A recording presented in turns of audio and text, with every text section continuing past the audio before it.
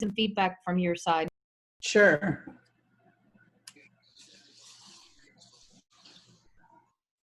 Okay, excellent. And I've got this recording now, so I'm going to go ahead and move to screen share. Let me get the participant list out and the chat off. And then let me know when you can see my screen. Just want to get a confirmation that it's broadcasting. Yes. Perfect, perfect. All right, well, welcome everyone. And thank you for joining this session. And again, this is being recorded, so we will have a shareable link that you can access this recording before the end of the day is up. And a couple of things just to spotlight for you in the very beginning from a standpoint of embedded support for you within the platform. So we have a couple of areas that you can access step-by-step instructions. Down here in the bottom right-hand corner, when you log in, you will have this Walk Me tab. And what this is designed for you to be able to select what it is you're looking to accomplish, and then it'll take you through a step-by-step click-through from beginning to end of completing that functionality. So everything that has to do with the Itematica for test creation is going to be found under the supplemental materials section. So when you do open up the Walk Me Through, you do need to scroll down to the supplemental materials, and then you'll see you have these options here for create a test, create a quick answer key, assign the assessment. You can create questions, create resources within the platform, and then create content collections. So from my understanding, the majority of you on this call that are coming in and have volunteered to help Jubilee build out your benchmark assessments throughout the year, if you do run into challenges, the primary functionalities that you're going to be working with really is in this create a test section. And then you may be storing or saving things within a content collection. So you may want to look at this functionality as well. But I'm going to highlight these two areas in detail during this call. So if you were to use the Walk Me, you would simply select the function like create a test, and then it'll verify that you're ready to do test creation, and you just simply hit start. And then what it will do is give you these call out boxes in front of where you need to click in order to complete the step. And so you'll see it'll just keep popping up below or next to the box that you need to click on to then go through that complete functionality. So it'll take you literally from A to Z through the process of building that test. I'm going to X out of it because I don't want to build a test yet. I do want to highlight some more of the support that is built into the platform for you. So beside the Walk Me, you also have this little question mark arrow for help. You can click on that, and then it's going to take you to our support portal. This is one way to access that content. I'm going to X out of this real quick. The other is up here in the support tab. If you open that, then you'll see the support portal, and that is that page that we were just in that I launched from that question mark section. So this support portal is different than Walk Me. It's not going to take you in platform click by click for how to complete the functionality. This is a separate site that does have the step-by-step walkthrough for the functionality. So again, everything that you're going to be really doing for test creation will be found under the assessment section within the platform and within this portal. And so if you were to select that, then it gives you your drop-down menu, and then what is it you're looking to do? So like create tests, and then this is simply going to give you the instructions with screen captures and some Jiffy files that's going to show you and highlight the step and the process that you'll follow going through that test creation. So whatever learning style best suits you, whether it's simply have the system take you through it, or you kind of research and go through this type of a support tab, you have those two options. And so you'll see your sidebar menu over here gives you the options to navigate back and forth to the different functions to receive step-by-step guidance. Okay, so I'm going to X out of that. The little colored getting started here pieces, these are more related to the think up content for how do I get started with registering myself and then going in and accessing the think up content. But today's focus is on Itematica. So that's the two functions that I wanted to make sure that you make good note of and know of, so that as you get into that process and you forgot how to do a step, you could at any point click on the walk me through, and it'll take you through that process so that you can support that, or you can go back to the support portal and view those step-by-step processes laid out for you there. I do want to note for everyone, because we have a large group, to make sure that you stay on mute. And then Renee is monitoring chat. So as we go through, if you've got some questions and Renee's capable of answering them in the chat, she will. If it's something that she needs help or clarity, she'll stop me and pause so that we can make sure those answers are being addressed. But also, if I'm going too fast at any point on any of the topics that I'm covering, please pause me and let me know that you need me to slow down on what I'm covering and elaborate more. I'm going to pause just to see if we have any questions about what I just shared so far with you, and if there's any other questions that just came to mind.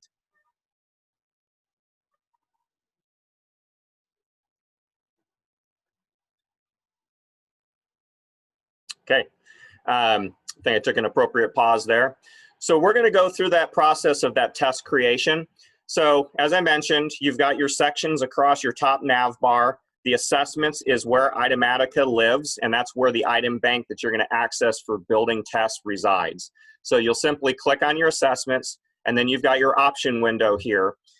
Just so you know what these functions are, the resource manager is simply if you were going to upload documentation into the platform, things that you might be including with the assignment. Maybe it's a rubrics that's being used for grading for essay items, graphic organizers, or other multimedia, audio, video files and things.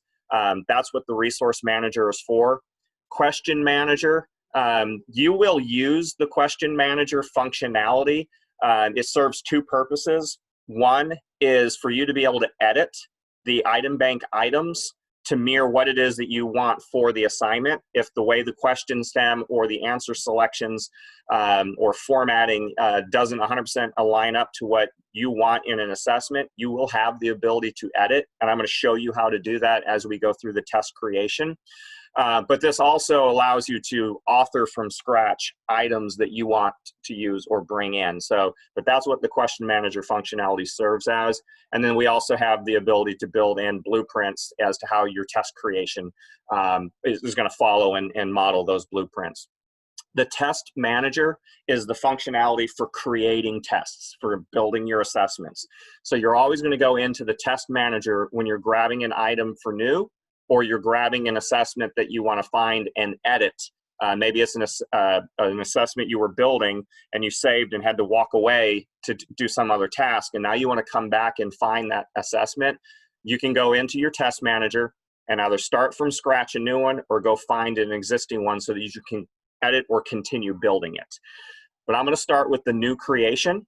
So you see here your choice is create the new test. These other options are not anything you really need to worry about, because when you go into the test itself and edit, you can release from there. This is if you've got something saved and you want to go back and now release it for students to actually interact with. And then you can generate quick answer keys for any assessment that if the student is going to complete in booklet form, but you want them to log in and input their responses, the system will auto-generate that as you create the test. But if you had something else that you've produced in print format from some other content and you want to generate an answer key, you can. But again, hey, Stephen? Yes. There's a request. If you're able to increase the display size of anything on your screen, that would be helpful. So on my side, I am in full view. So typically what you would need to do on your Zoom account is go into those little three dots that say more, and then go into, it'll say increase size or focus, in focus, and then that will enlarge the image on your side. But I am in full screen view on my side. So again, we're going to go back to generating and creating a new assessment from scratch. So that is create a test. So you just click on that and it's going to take you into your test manager view. You'll notice that it opened a tab. So the platform for creating the test functions similar to an internet browser. This is good because it'll allow you to navigate back and forth between multiple sections without losing work. So I can simply jump from this tab, and anywhere I was in the process of building, if I jumped out, the tab is going to remember exactly where I was and what was left off. You're not going to lose any work by accidentally clicking or navigating away.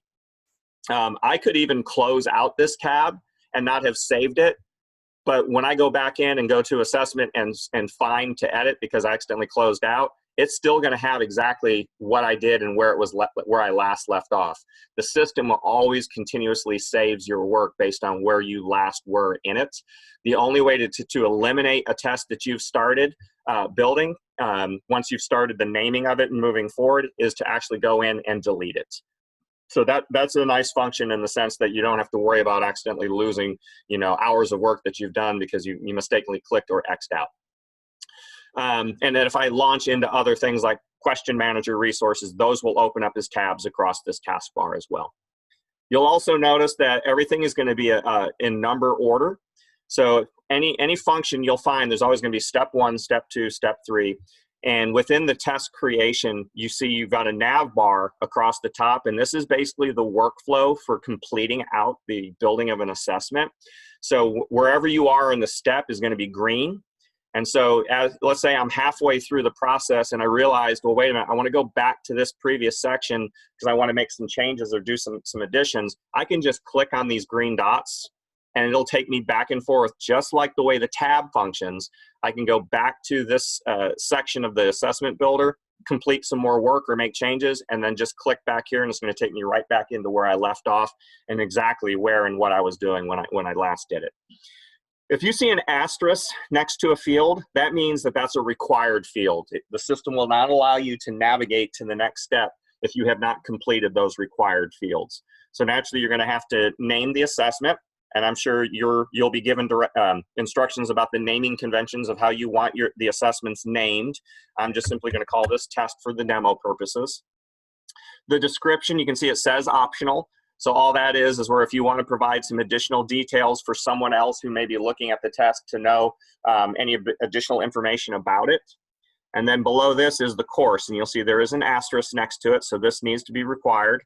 So you just hit your search field, and then that's going to take you into your different content areas. So based on what assessment you are authoring, you would simply expand on that subject area. I'm just going to go ahead and grab language arts as an example. And let's say we're going to be building a 4th grade benchmark. And so what I've done when I've selected here and put it into this field, I can add multiple grade levels or multiple subject areas by grade level and click them in. And until I check mark them in this field and click add, they're not going to move over to the next step of my test building. But since I'm going to be focusing on a single concentration for 4th grade language arts, I'm simply going to add that. You'll see here, it's populated that field. And then below this area here, you'll see asterisks next to each of these, but they're already defaulted. So the test level is determinate based off of the user login profile. So as an admin building assessments for the entire across the districts or multi-campuses, it would default to district based on that user profile. If when you open this up, it says campus, all you have to do is just change it because you're creating district-wide assessments. The mastery threshold is defaulting to 70%. We're trying to mirror what it would be on STAR. If you guys have a different threshold that you're using for your benchmarks, you can modify that here, as well as I'll show you another step where that can happen as you're going through the building of that assessment. The response pattern defaults to A through E. Yes, is there a question?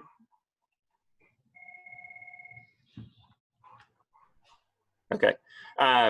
So if you want it, so naturally, if you're going to have it mirroring STAR with the A through E, F through K alternating, you need to make sure you make that change here, and then you'll simply advance to the next step.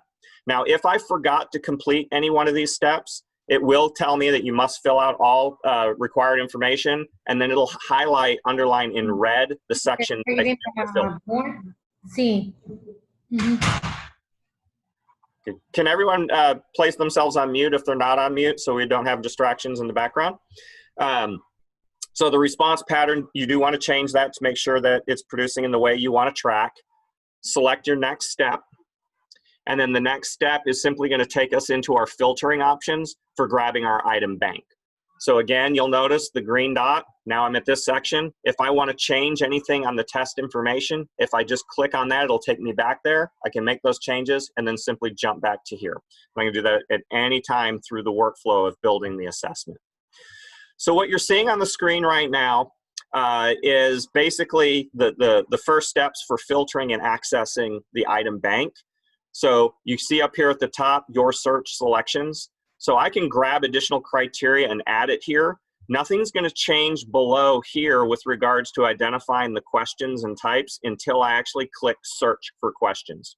So right now I'm just going to search from a macro level of all 4th grade language arts questions. And you'll notice now that there are 3,332 questions for 4th grade English language arts that can be leveraged for building of assessments. Over here in the search filter fields is where I can go in and modify and minimize this search. I also have the ability to filter the display over here. Right now it's defaulted to the item type, the response type, but I can also change it to where I want to look at teak by teak. So when I filter that, it's going to group all the questions that we have by teak.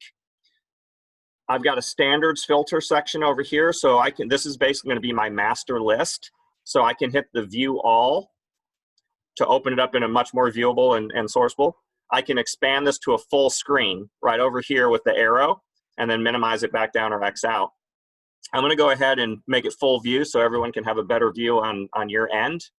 So this is simply, chronologically stack ranking the teaks in order, but it provides you with the description, and then often the parentheses off to the side is the number of questions associated with that particular teak for that grade level in that subject area. So what this will allow you to do is if you know you're building a benchmark assessment from your scope and sequence and you're going to be measuring, certain specific teaks, you can simply go in here and grab those teaks and then add to search. Down here, the blue box on the bottom right hand, click that.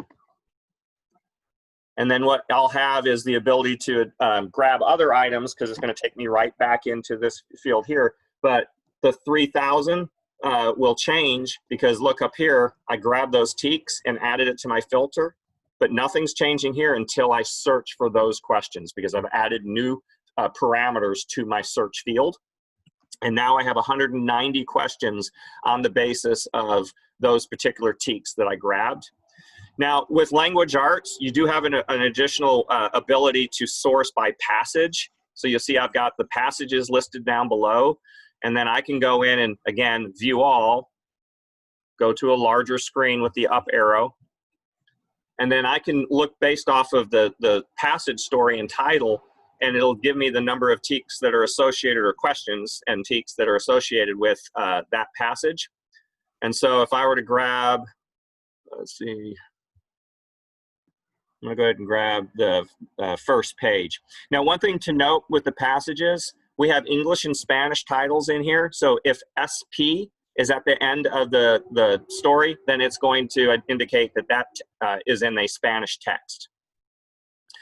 Stephen, there's a question here that I might need some clarification on. Sure. But I think this is a good time to put that in. So the question is, can you differentiate teaks for questions by vertical alignment? And as I'm reading that, Carla, tell me if this is not accurate, but are you asking if you can include multiple grade levels of teaks in one assessment? So she's asking for special ed. Yeah, so if you are needing to grab teaks from, if you're building it for 4th grade and you're going to grab some 2nd and 3rd, yes, you can. And I'll kind of show you how that's done. Because it's just back in your filtering. So before I advance, I've got my 4th grade item bank determined. And then once I grab those 4th grade items that I want to throw onto the test, I simply check mark those and click add. Then I can go back to my filter parameter and change the grade level. I can search for different, I can go in here through my search field, or I can follow my progression path and go back to the test information, and then now switch it over to 2nd grade, and then go back in here and do the same type of filtering and add those items to the test as well. And I can go up if I've got gifted students that I'm really trying to challenge and build higher courses and things of that nature. So yes, you can go up and down within the bank. You just simply have to add the item and then go back and change your filter parameters to the other content that you want to source. So from here, let's say that you're good with 410C and you want to just go through these particular options for that. These, where it says Certica, that's just the naming from the item bank for the items. These are simply questions that are under the 410C TEAC, and then these are just the specific naming convention they have for identifying them and mapping them within the system. But if I want to preview any particular one, all I have to do is click on the details plus sign next to it in order to get the stem and to get the question itself or the prompt if it's an essay type or open response item. And then I can also preview it in a printable format by clicking on that box, which will open it up in an item card in the browser as a separate tab. So now I'm actually now in my Google account browser, not in the platform with this. And you'll see here it'll bring in the passage that is associated with that question, and then it gives you the prompt and then the selection choices, and it does identify for you in this view, because we're in a preview mode, the correct response choice. The first cover page gives you the metadata about the TEAC itself, and it's going to highlight information such as what level of depth of knowledge is the STEM written to, what level of Bloom's taxonomy, etc. That information is there for you. And as we were mentioning at the top about the question manager and editing, so if you were previewing any of these items and you feel like you need to modify it in any way, shape, or form, all you have to do is click on the link to it. So every one of these items that, blue with the Certica code and underline is linkable to open them up in the question manager tab. So you'll notice the question manager tab opened up here. I can go back to the test manager. Question manager is still there. I can navigate back to my home page to do something else, and then come back into any of these tabs to finish out work.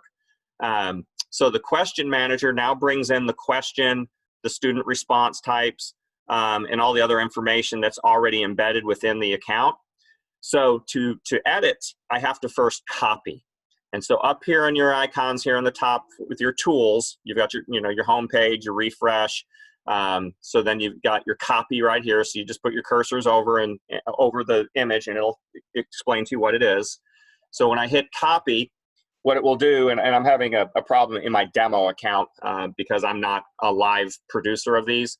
So, but when it comes to hitting the copy, it'll open the tools for you to go in and edit this. So it operates like a Microsoft Word document. So it'll bring the tools for highlighting, editing, underlining, anything that you want to do to modify or change or retypeset. It does allow you to also typeset the formulas for inline word problems with the math equations. So this little indicator here is going to pull up the equation calculator so you can typeset those fractions and exponents. And it's the same also for chemistry and biology for typesetting those word problems are available there as well. And then once you've done the copying, it'll change the name here to saying just copy of that Certica item. You can rename it, and not just that you can, you need to rename it following whatever naming convention you guys are using so that that item can be sourceable and then brought into the assessment that you're building. So let's say I went in and did the editing, I saved the question down, and exited out of my test question manager, and I go back into my test building. What I would need to do to be able to grab that item is I would need to refresh my screen, and then I would go back into my filters and then open it up and see it as a choice. It'll be listed by that new name that you gave it that I can grab and add into my test building. Any questions about that I just shared?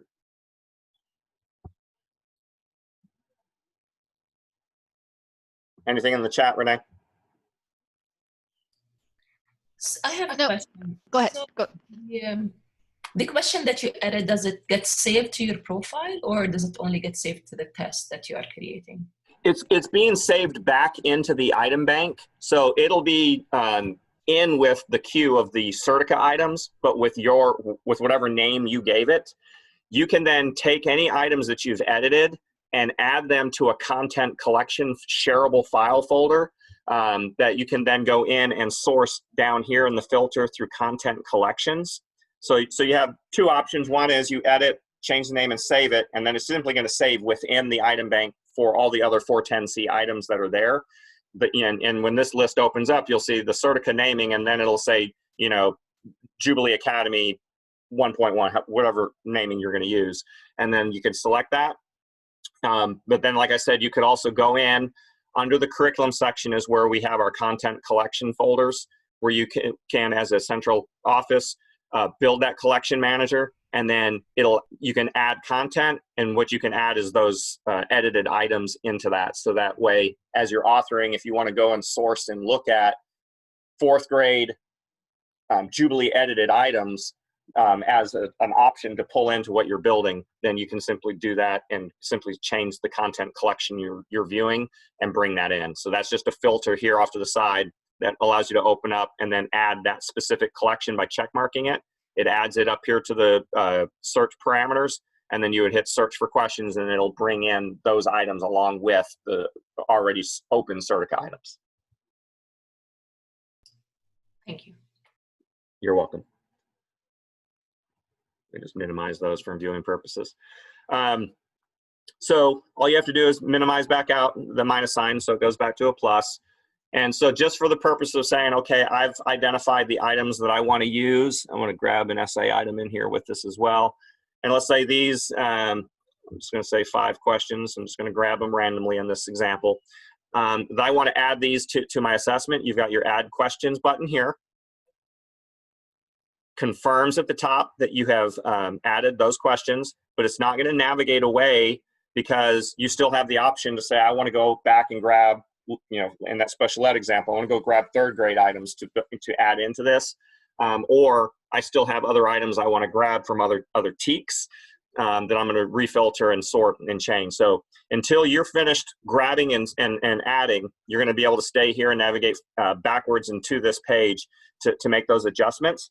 But if you're good with what you've done and you're ready to move to that next step, you just go ahead and click next step.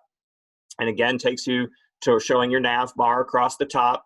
I can jump back to where I was and continue, and then jump back here. I can jump back to the beginning just by clicking on those green dots. This section of your building is twofold. One is you want to assign the weighted value for each item.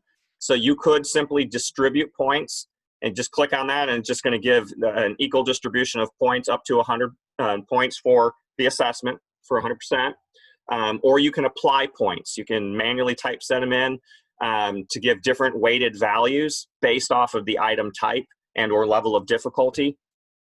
So that's up to how you guys are setting up your parameter for each benchmark you're creating. I'm assuming they'll probably just distribute the points.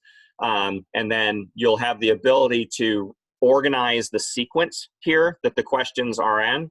And so you've got your display difficulty and display Bloom's taxonomy options here. So I like to turn these on whenever I'm in this section, because I want to see if I accidentally grabbed, a level 4 difficulty and a level 1 and 2 or something, and I don't want to start with level 4 difficulty at the beginning. I want to have a progression. So then I could simply drag and drop these cells into whatever sequence I want so that they can be there. The other thing is, from a question type, I probably want my select ones to be the first 3, and then the last 2 maybe essay, or I may want to bookend it with an essay item, my select multiple choice, and then close it out with an essay item. But that's however you want to organize it. You just drag those cells into that sequence.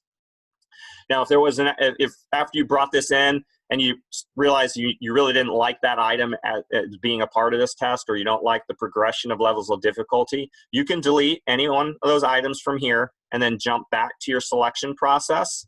Another thing to think about, let's say I'm here, or I exited out from this build to then go complete another task, and I'm coming back to complete this work the next day, and then I kind of want to refresh, what do these items look like? The details tab here is just like in the other. I can preview those items, or I can simply preview the entire items in the assessment format. So this is the preview test function here. So when I click on this, it's going to open it up, and it's going to show me 3 options. I got 3 different tabs to take a look at. The first tab that always defaults to is what it would look like if a student logged in to complete the item online. So you can see I've got those 5 questions. and I can simply click on or click next each of those items to see how they're going to be laid out within the assessment. And then say, yep, I agree, these are the ones I still want to keep with. You can also preview the item in the printable booklet form. Now, in this preview, it's not going to jump out to a new tab like it did when I looked at the item card in the previous process of the building and editing. It's going to open it up, you know, in screen for me to where I can preview it here, although I'm having a little internet connectivity. It's loading slow for me. My internet connection is unstable is what it just told me to do a reload here. So apologize for that. I think everybody is home streaming videos today.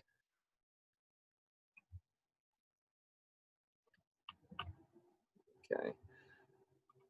So this would be a good example of okay, what happened as I was going through and working. So I could go back to the test manager and find that test based off of the name that I named it. Or you'll see here on my dashboard from the widgets that I have my recent pages. So I can jump to that test. That was step 2 as to what I named it. Or I could even go to that specific Certica question that I had opened that I was working with.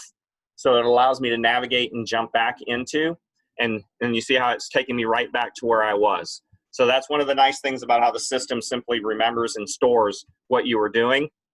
You know, because in this instance, my internet browned out for a second and I wasn't able to complete the load.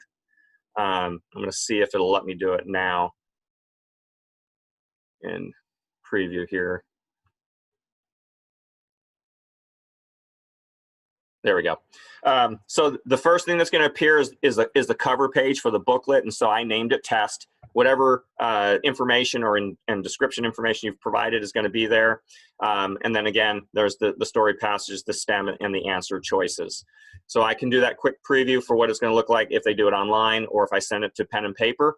This middle tab is opening up the quick answer key. So the system, as you're building any assessment, automatically will author it in both formats, print and online, and then also automatically generates an online quick answer key.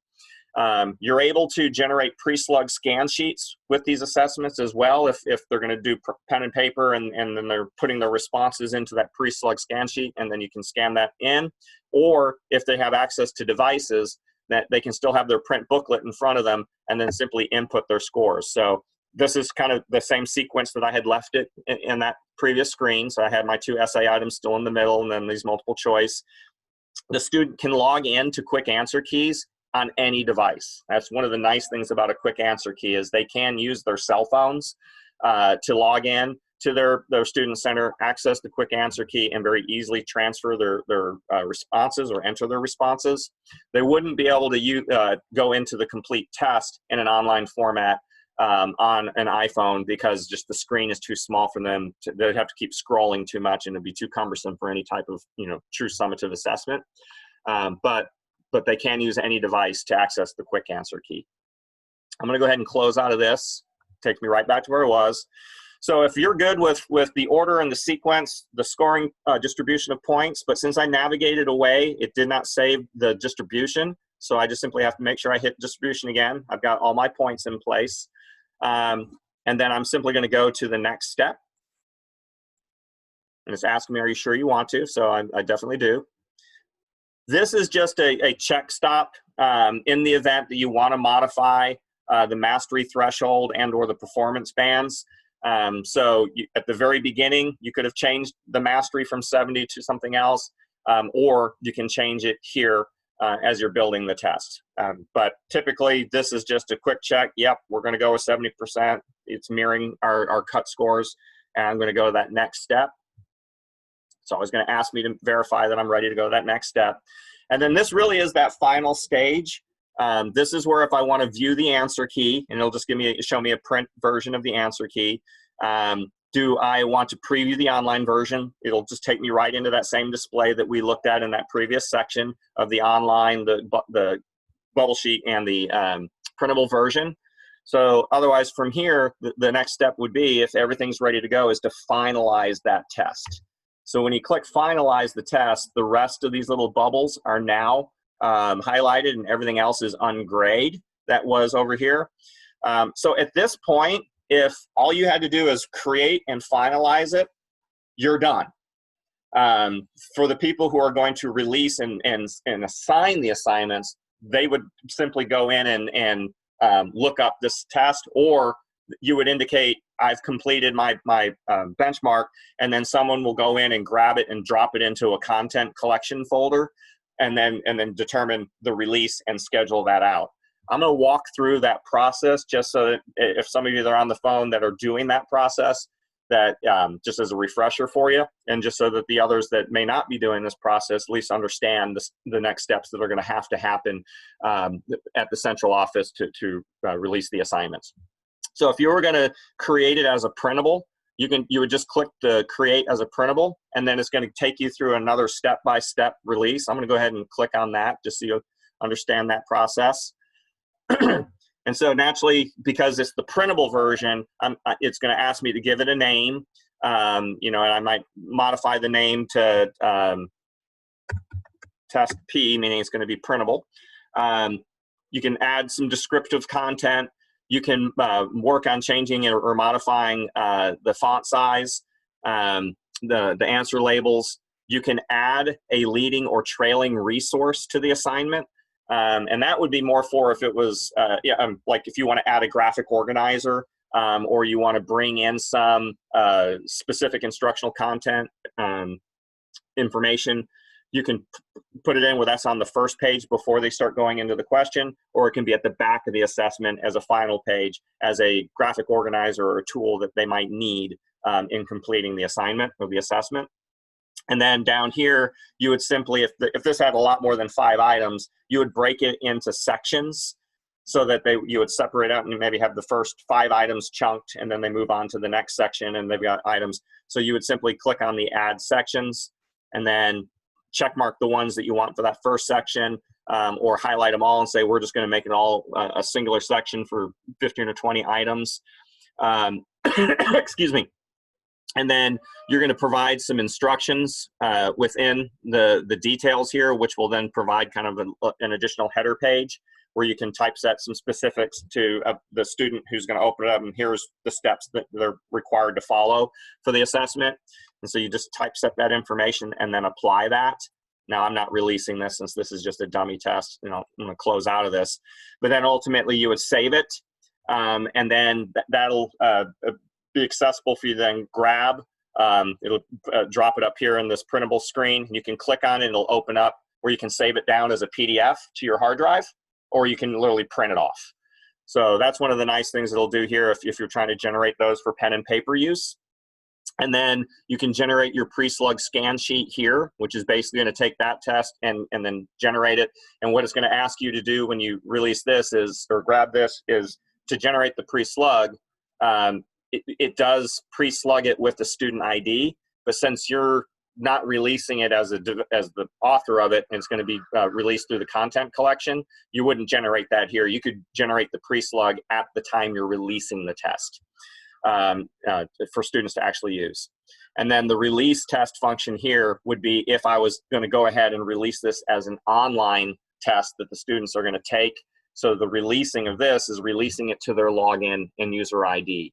So I'll just highlight quickly for you some of the capabilities within that process for releasing, excuse me, the test. It's signaling me my internet signal is weak again, so it's taken a second to.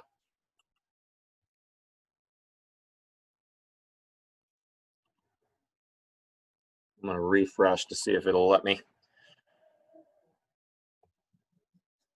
go forward on that. So I'm going to jump back into the test.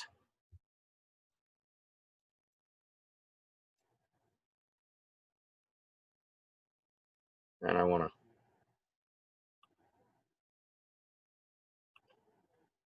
There we go. I'm going to go ahead and release the test.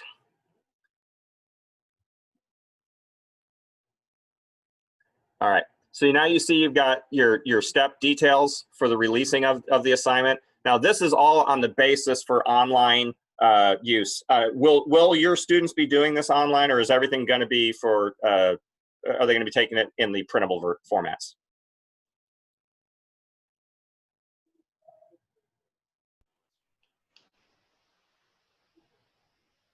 You can type in the response in the chat if you'd prefer.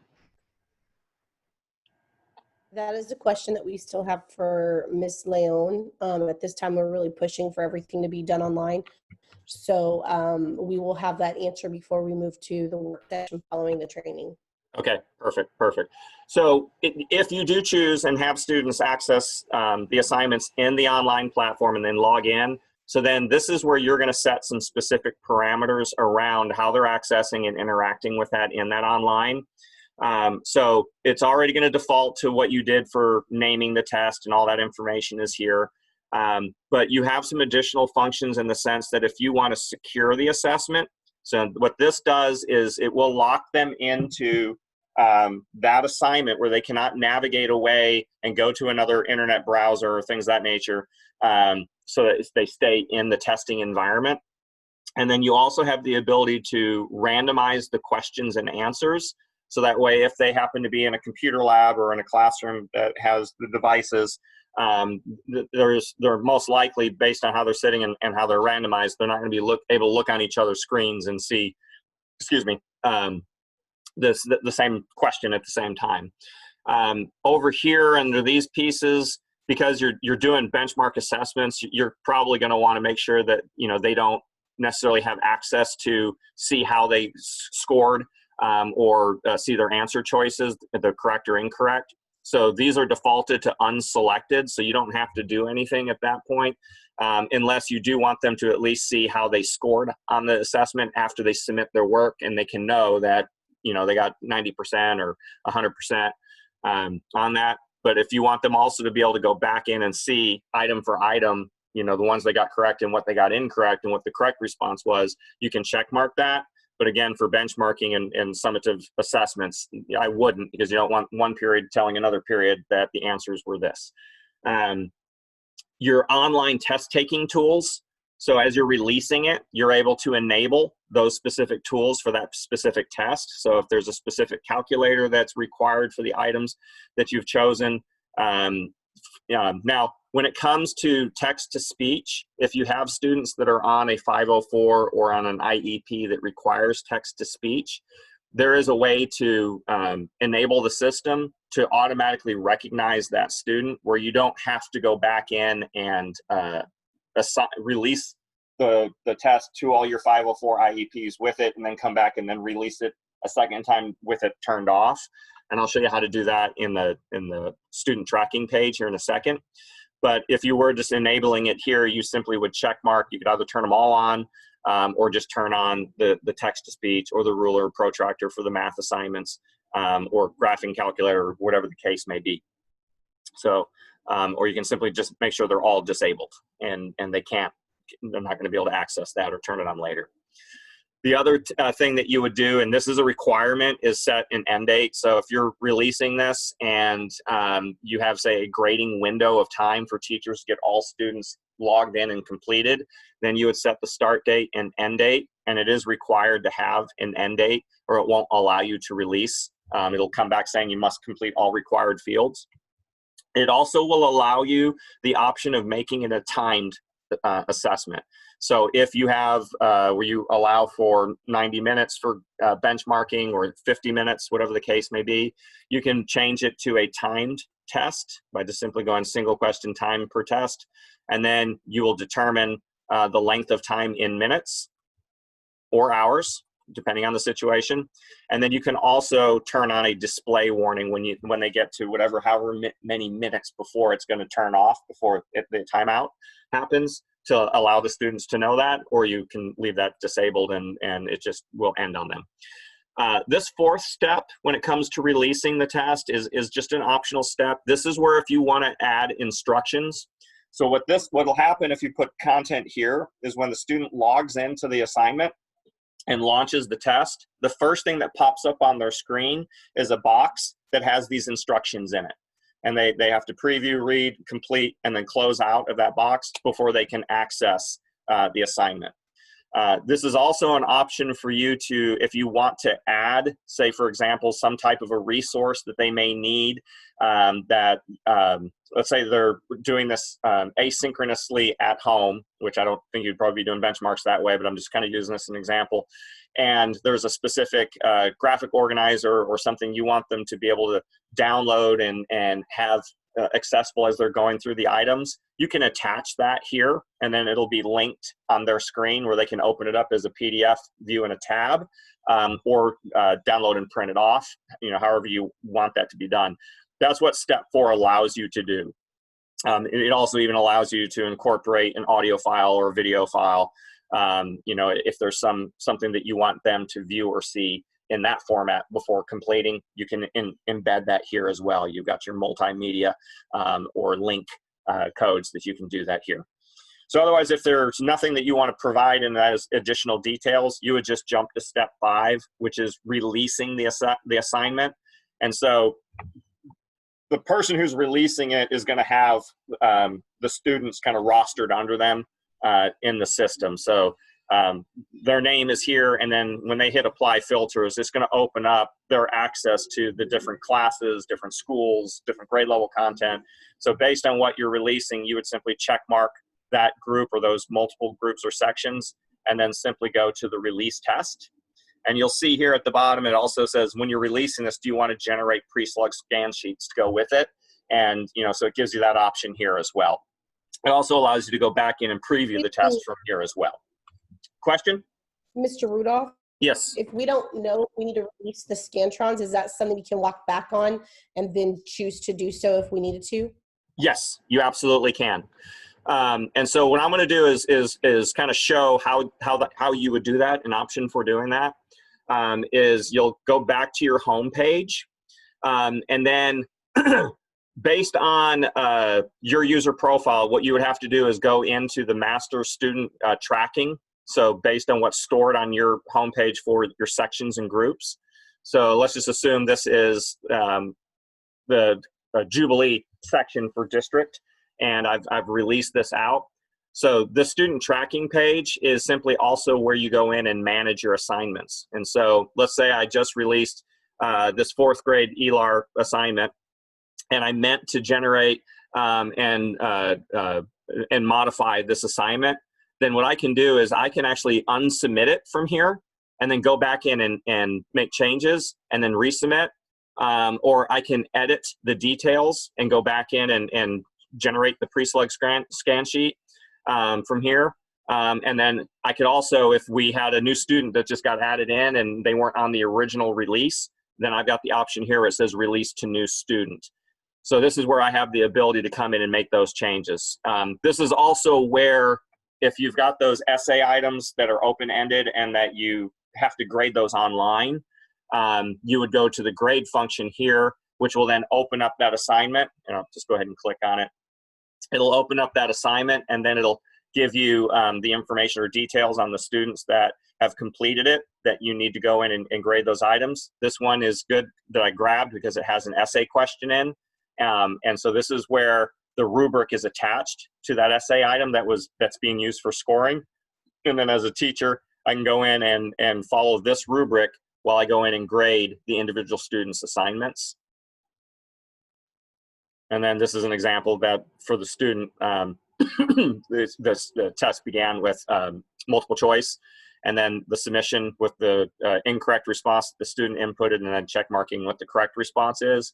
And then it allows me to add comments within the assignment for supporting with reteaching efforts with the students. And I also have some master level for modifying grade curves and things of that nature from here. But that's how that would happen if you wanted to go back later, is you just go in and edit the assignment and then re-release it. So all you have to do is click on any assignment across the top of the student tracking piece. It'll open up your assignment manager box, and then it'll give you access to the ability to go in and complete those details. So now I'm in the edit, and I can go back and make changes to release times. This is also in the event that a student, you set a window of time for the test to be completed, but a child was out ill beyond that window, then you can come back into that assignment and then find, go to that student within the list, and then you can change the date so that they can go back in, log in, and access that assignment and complete it as a makeup assignment. This is also where that accommodation for your 504 or IEP students with the text-to-speech is housed. So from this student tracking report, that you'll have your parent level one for the district, the accommodations tab. This is where you would go in and you have your total roster of students, and then you can go in and enable based on the student that's on the 504. You check mark them. Once they've been check marked inside the platform, anytime you release the assignment for a student to complete online, the system will recognize that student by their ID, and it'll automatically enable text-to-speech for them. So that way you don't, like I mentioned, it just saves you time as you're releasing tests throughout the school year, not having to remember whether we enabled or disabled that. But again, let's say you didn't put them on a 504 for it, you didn't put them in the accommodation, you released the assignment, and then you realize, oh, this child does need to have it. I would do that same functionality here. I would go into the system and I would go in and edit and re-release that assignment, or I would unsubmit it. Actually, probably the best way for when it comes to that individual child that you want to change, you would hit the unsubmit, because then it allows you to unsubmit it for a specific student.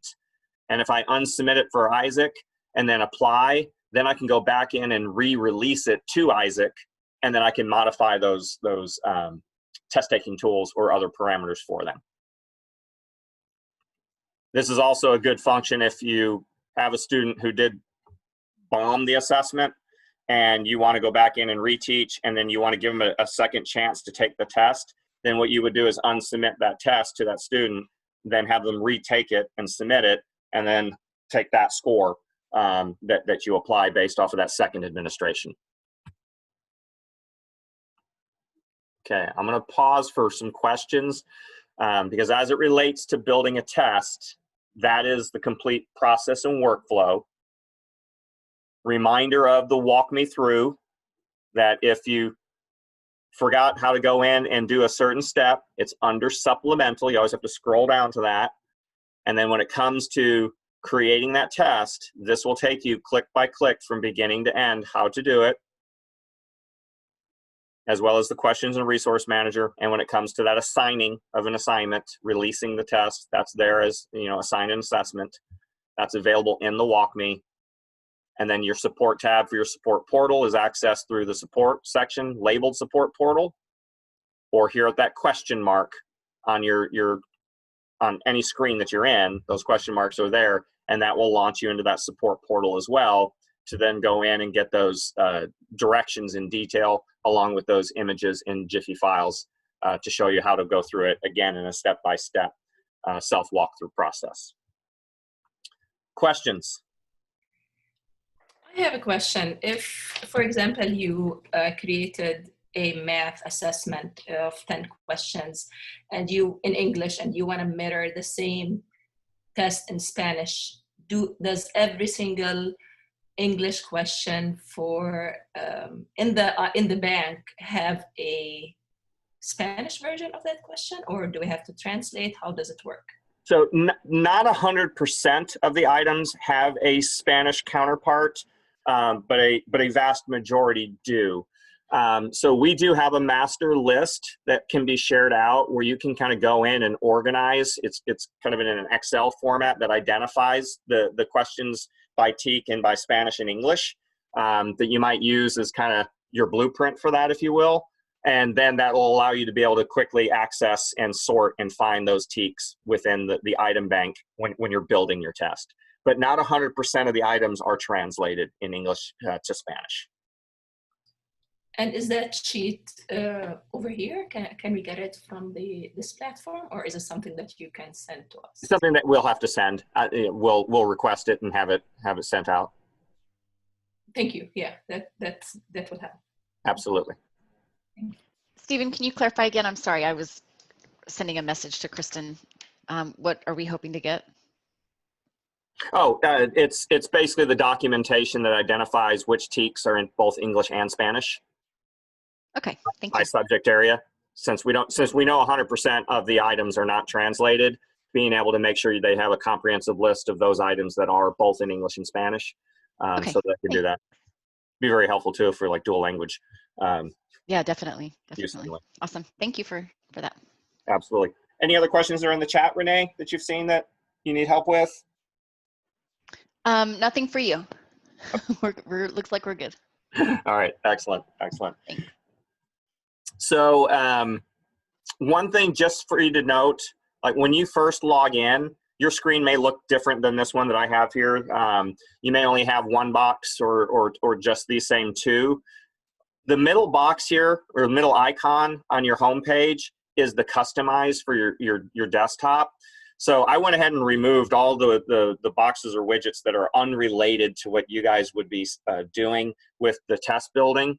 But if for whatever reason you open it up and all you have is my favorite pages, and you don't have my recent, which is an important paper, breadcrumb trail for your work, this little center icon, you put your cursor over, it says customize, and it'll simply open up your dashboard with the options of the different, they're called widgets, that you can see that are available. And you may find that, yeah, I definitely want to have these other sections on my screen. Or vice versa, you log in and you got all these boxes and you're like, well, I don't know what all these do and how they pertain to me. You can uncheck mark them and remove them from your screen view as well. So anything I check mark and then click apply is going to appear or disappear from my screen when I come back in. And if it doesn't automatically, you can just refresh your page from your refresh in your browser, or more importantly, actually, I would refresh within the platform, because that way it won't cause you to have to maybe relog in. If you refresh your browser, it'll probably ask you to relog back in. One thing to note too is you always want to do your navigation through your tabs or through your taskbars here at the top through these fields, or through your recent pages. You don't want to hit the back tab on your browser, because that is going to take you out of the platform. That's taking you or moving you to what you were in on your Google account. You're going to have to click back over, and it may require you to relog back into the system. So it's always good just to have that special note on there. Okay, any other questions that are looming?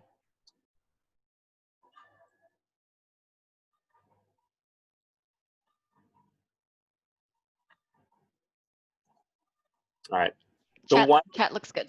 Okay, the one last thing that I'm simply going to highlight, and Vanessa, this will be up to you as to how much you want them to do this function, but once you've created the content collections folders that you want their stuff to be stored in, they could go in to those collections, and so that would be, they would just click on the collection manager and find a collection, and then they would go into that collection group, open it up, and then they can take what they created and save it down, add it to that collection.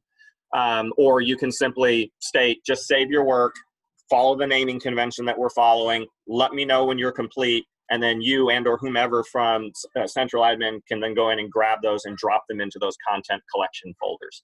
And you can build as many collections as you want and add as many people to the collection for visibility and shareability that you want as well. Hey, Stephen, can you show again how to determine the Spanish versus English items on the question selector? Yeah, so over here within, I'm in my test manager. Oh, I'm still in the release piece. Let me close out and refresh. So when you're going in to the bank, and I'll just start with creating from a new here. In the content collection, you can expand on the bank. It'll be called, your Certica Navigate Bank, and then it'll open up where you can see all the teaks, and it'll have the teak name with an SP included, which will tell you which ones are Spanish and which ones are English within the bank. And now I believe my demo account's probably not going to do this because I'm not in the live platform, but you see you can also filter and say, I want to filter this test is going to be in Spanish and or English. And then let's see if it'll do it in my demo account. So I don't have 100% of the functionality in a demo account as we do in the live production environment. And I'll just grab third grade math. Sometimes this is a learning opportunity for me as well as we're going through this. I'm not worried about the response pattern at this point.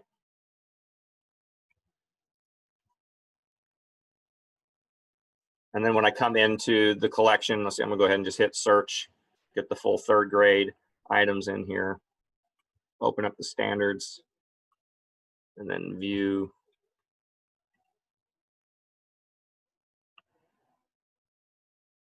Yeah, so mine's not doing it. But ultimately, when you change the filtering, then what it'll do is pull up the content collection that is Spanish.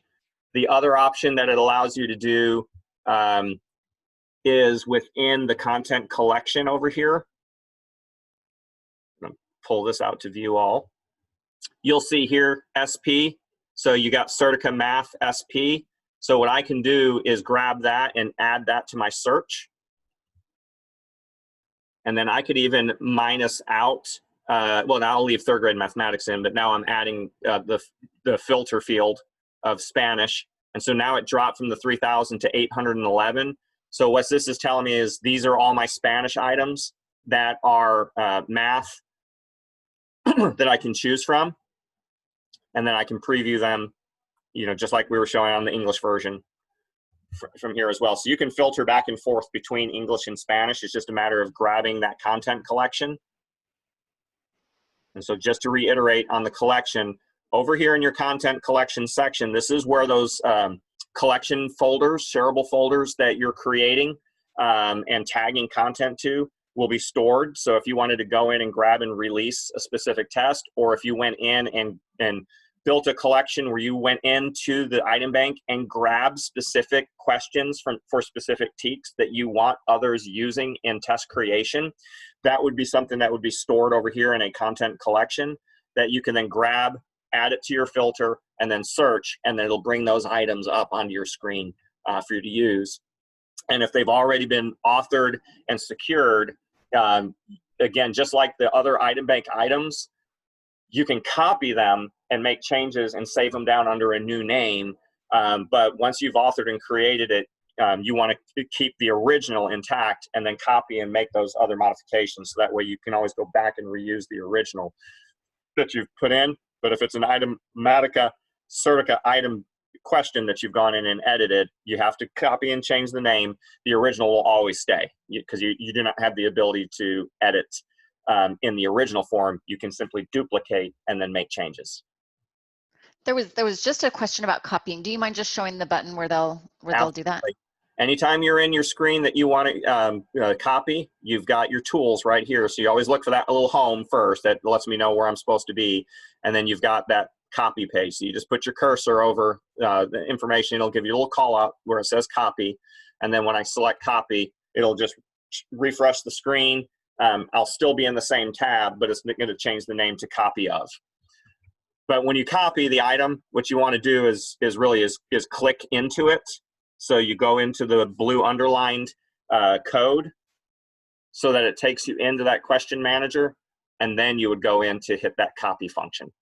And then you'll know that it's complete when you see under the name, it'll say copy of, and then it'll keep the same name here with it. And then that's when you know that, okay, I can go in and change and save down the new version.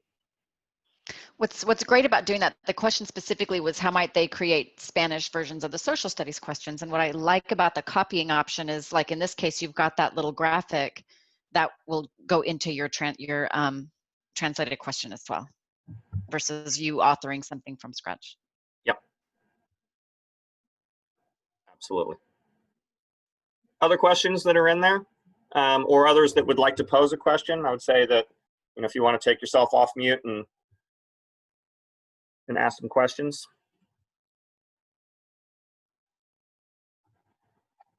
Hi, I just typed something into the chat because the Spanish is not provided for social studies, and you have that option to copy, and I think Renee had put in the chat that you can copy it and translate it yourself. However, with the graphics in regard to social studies, we often have tables, charts, maps. Will it let me manipulate, like for instance, what you're showing here? I believe this is math. Like the title of that chart. I'm going ahead and seeing if it'll, okay, so I hit copy, but it took me out. I was going to try and see if you could manipulate the image, if it's editable or if it is just an image embedded. But for some reason, my system caused me to brown out again. So I'm just going to grab this image, go back in.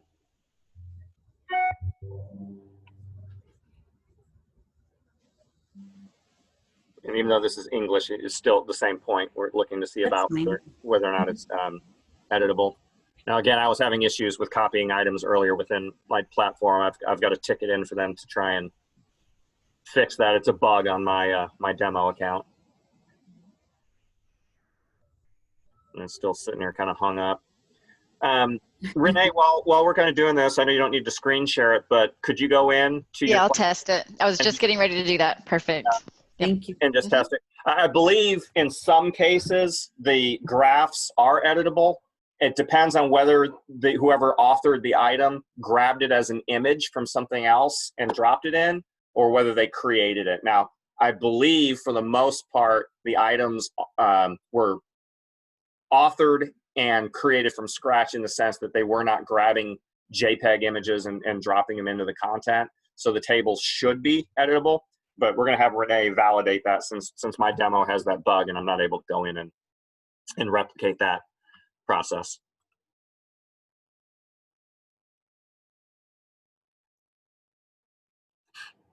While she's doing that, are there other questions that you wish to pose?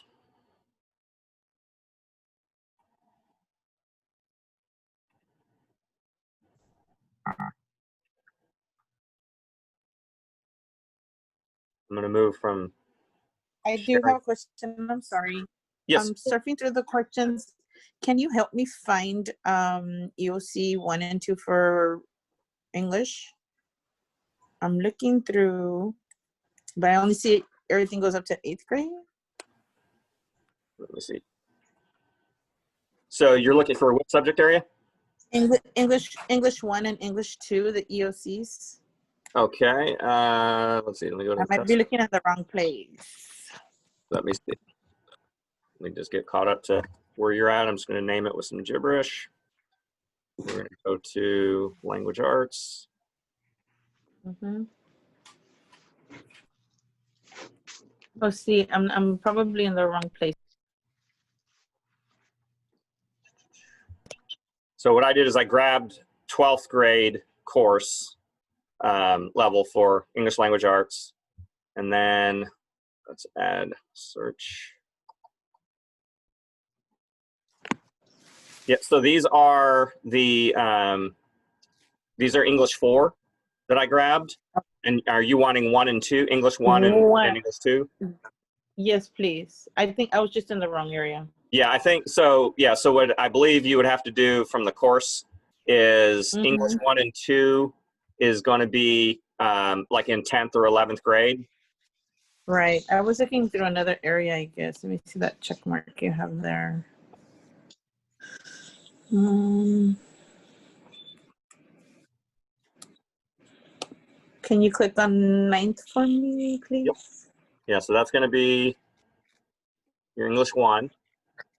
10th grade is going to be the English 2, 11th 3, and 12th 4. So, so if I add English 1 to the filter choice, next step, then hit search. Great. Yeah, so there's 1,369 English 1 questions. Great. I was just in the wrong section. Thank you. No, that's all right. It's easy to sometimes grab the wrong thing. And one thing always I try to remind everyone that once you've selected something, always remember to hit search.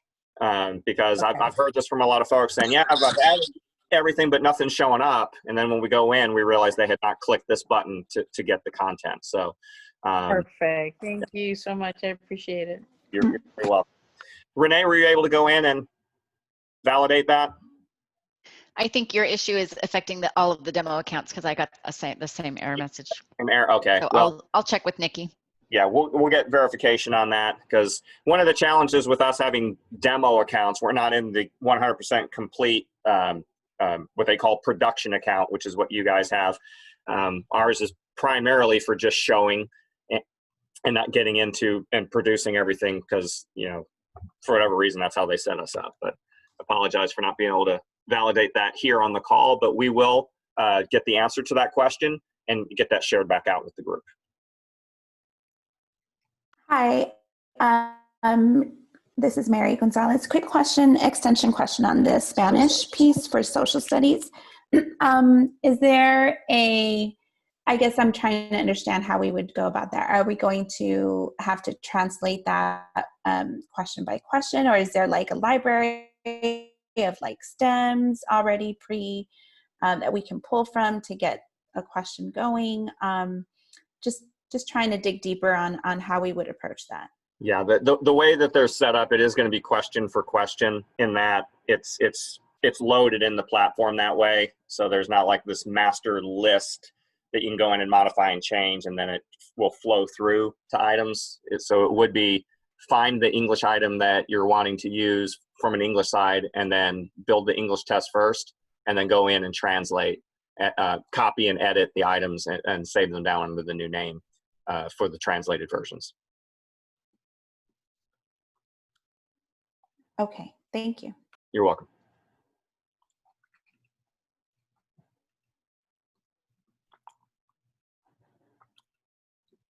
Any other questions?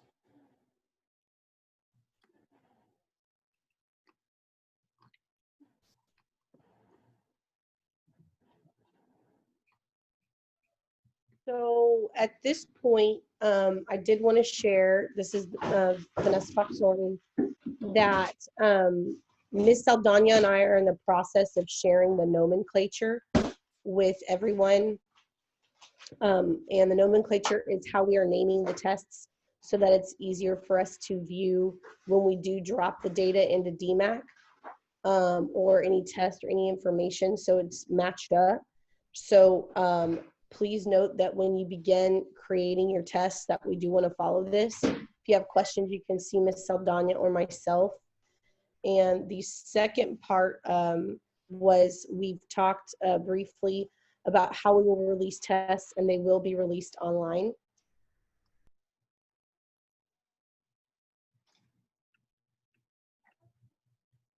Can y'all hear me?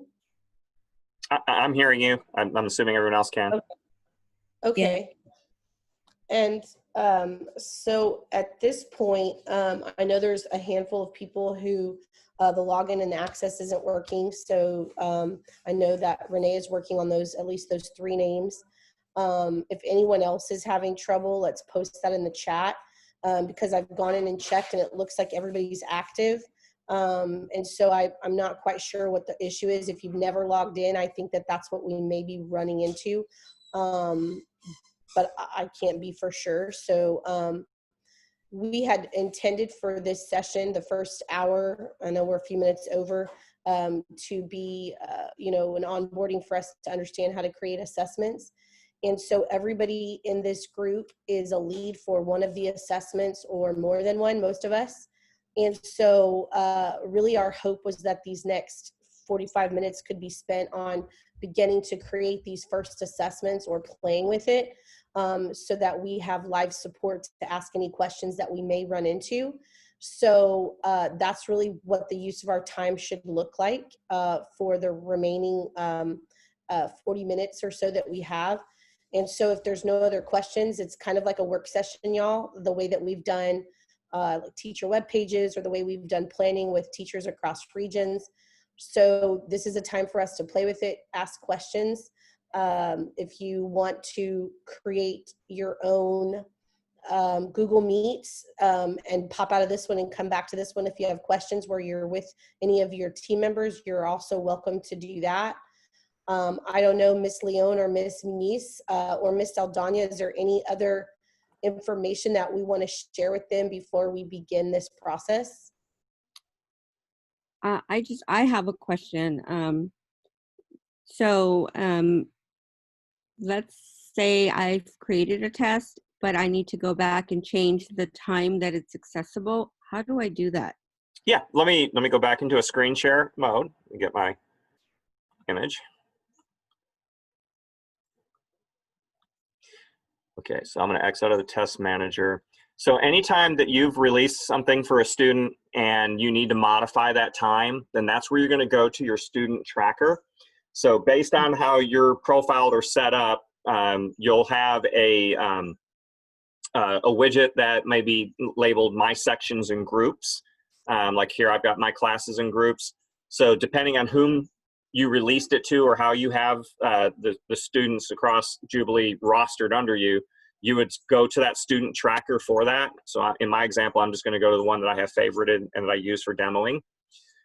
And then that takes you into, you know, basically this is our version of a grade book, but you're not using it for that purpose, or you may be, because it'll be here for everything they do online. It's going to grade and be tracked within these student trackers by class and student.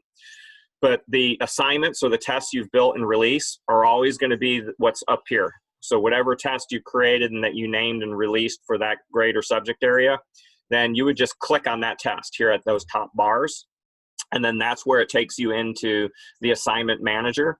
And then this will be where you can go in and edit the details. And that's where you're going to be able to access and change that window of time for that student or group of students. So down here, that step 3 additional details, this is where you've got the due date and start time. So this is where you would go into that student and then modify that, that window of time. So then when you save that, they can log back in, refresh their browser or their screen, and then they'll see that as an assignment for them to launch and complete.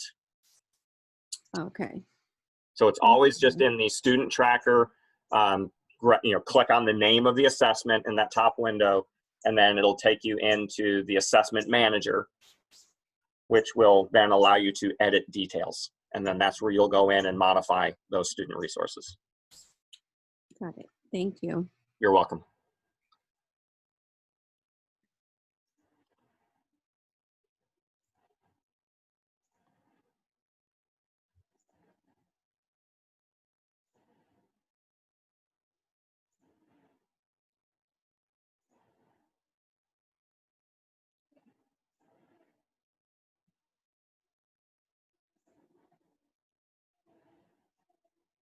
Okay, so we are here to be up through noon to answer questions. So as you guys are logging in and testing things out, just kind of take yourself off mute and let us know you have a question. We'll also continue to monitor chat so that if you want to type a question in there, we'll monitor that and try to respond either via chat, or we'll come off mute ourselves and say that here's a question that's come. We want to make sure everyone understands the question and the answer in case they come across it themselves.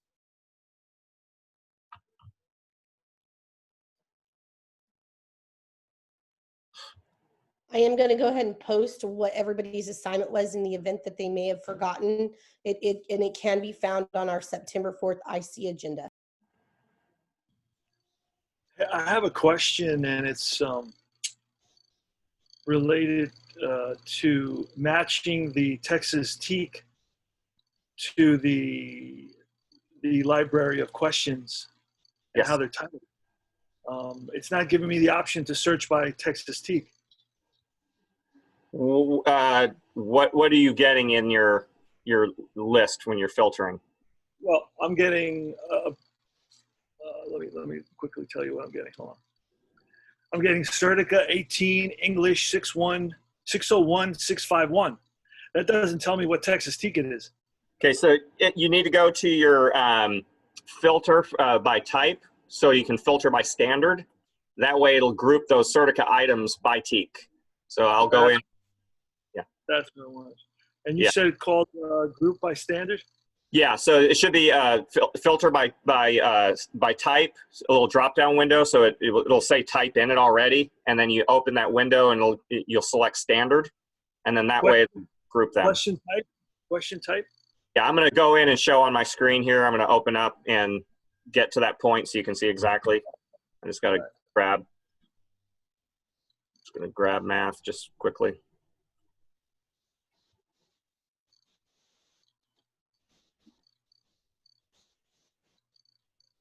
So when you're in the view that has all the different filtering options right here, and I hit search, so then right here it says display results by.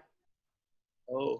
There's that little drop-down window, and that's going to grab standards, and then it'll group them by TEAC. So the TEAC number, even though you just ignore the first numbers because that's just the item bank way that they organize it, the TEAC number, is that back half there. So this is going to be 3.2A. And then all the items listed under it are going to be the TEACs that are or the questions associated with that particular TEAC. And then the screen is grouped by 20 items per page. So then you can simply just, tab over to the next page, and then ultimately you'll get to the next TEACs. Now that's one way to do it. That's from the large full view. But then you can also go over here to the standards filter on the left-hand side and open that up. And you can jump that out to a full view. And then this is where you can scroll through and pick the specific TEACs that you want to look for items for. And then you add that to your search. And then you go ahead and hit search, because you always remember to hit search after you add. And then now this is just the 100 questions that are available based off of those 3 or 4 TEACs that I grabbed. And I've got 5 pages of them. Then I can go in and organize and look at those. Oh, great. Okay, thanks. You're welcome.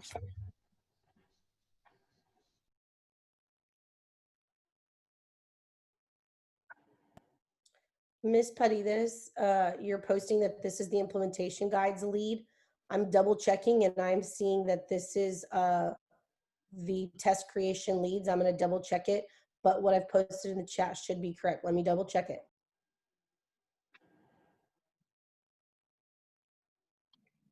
So I'm looking under the courses that are available to me under the all items, and I only see that it's high school. Okay, so let me back up to the first step just to make sure I'm understanding. So here in the first step of creation, when you hit your window for courses, you don't have, do you first see these views of language arts, math, science, social studies? Right. I clicked on math, and now it's only showing 9th, 10th, 11th, and 12th. Okay. Renee, are you still on? Yes, I am. I'm sorry, though. I was typing something. What do you need me to do? I was going to ask you if you wouldn't mind trying to ping Clayton and Andrew, stating that we've got a Jubilee account profile that is missing content.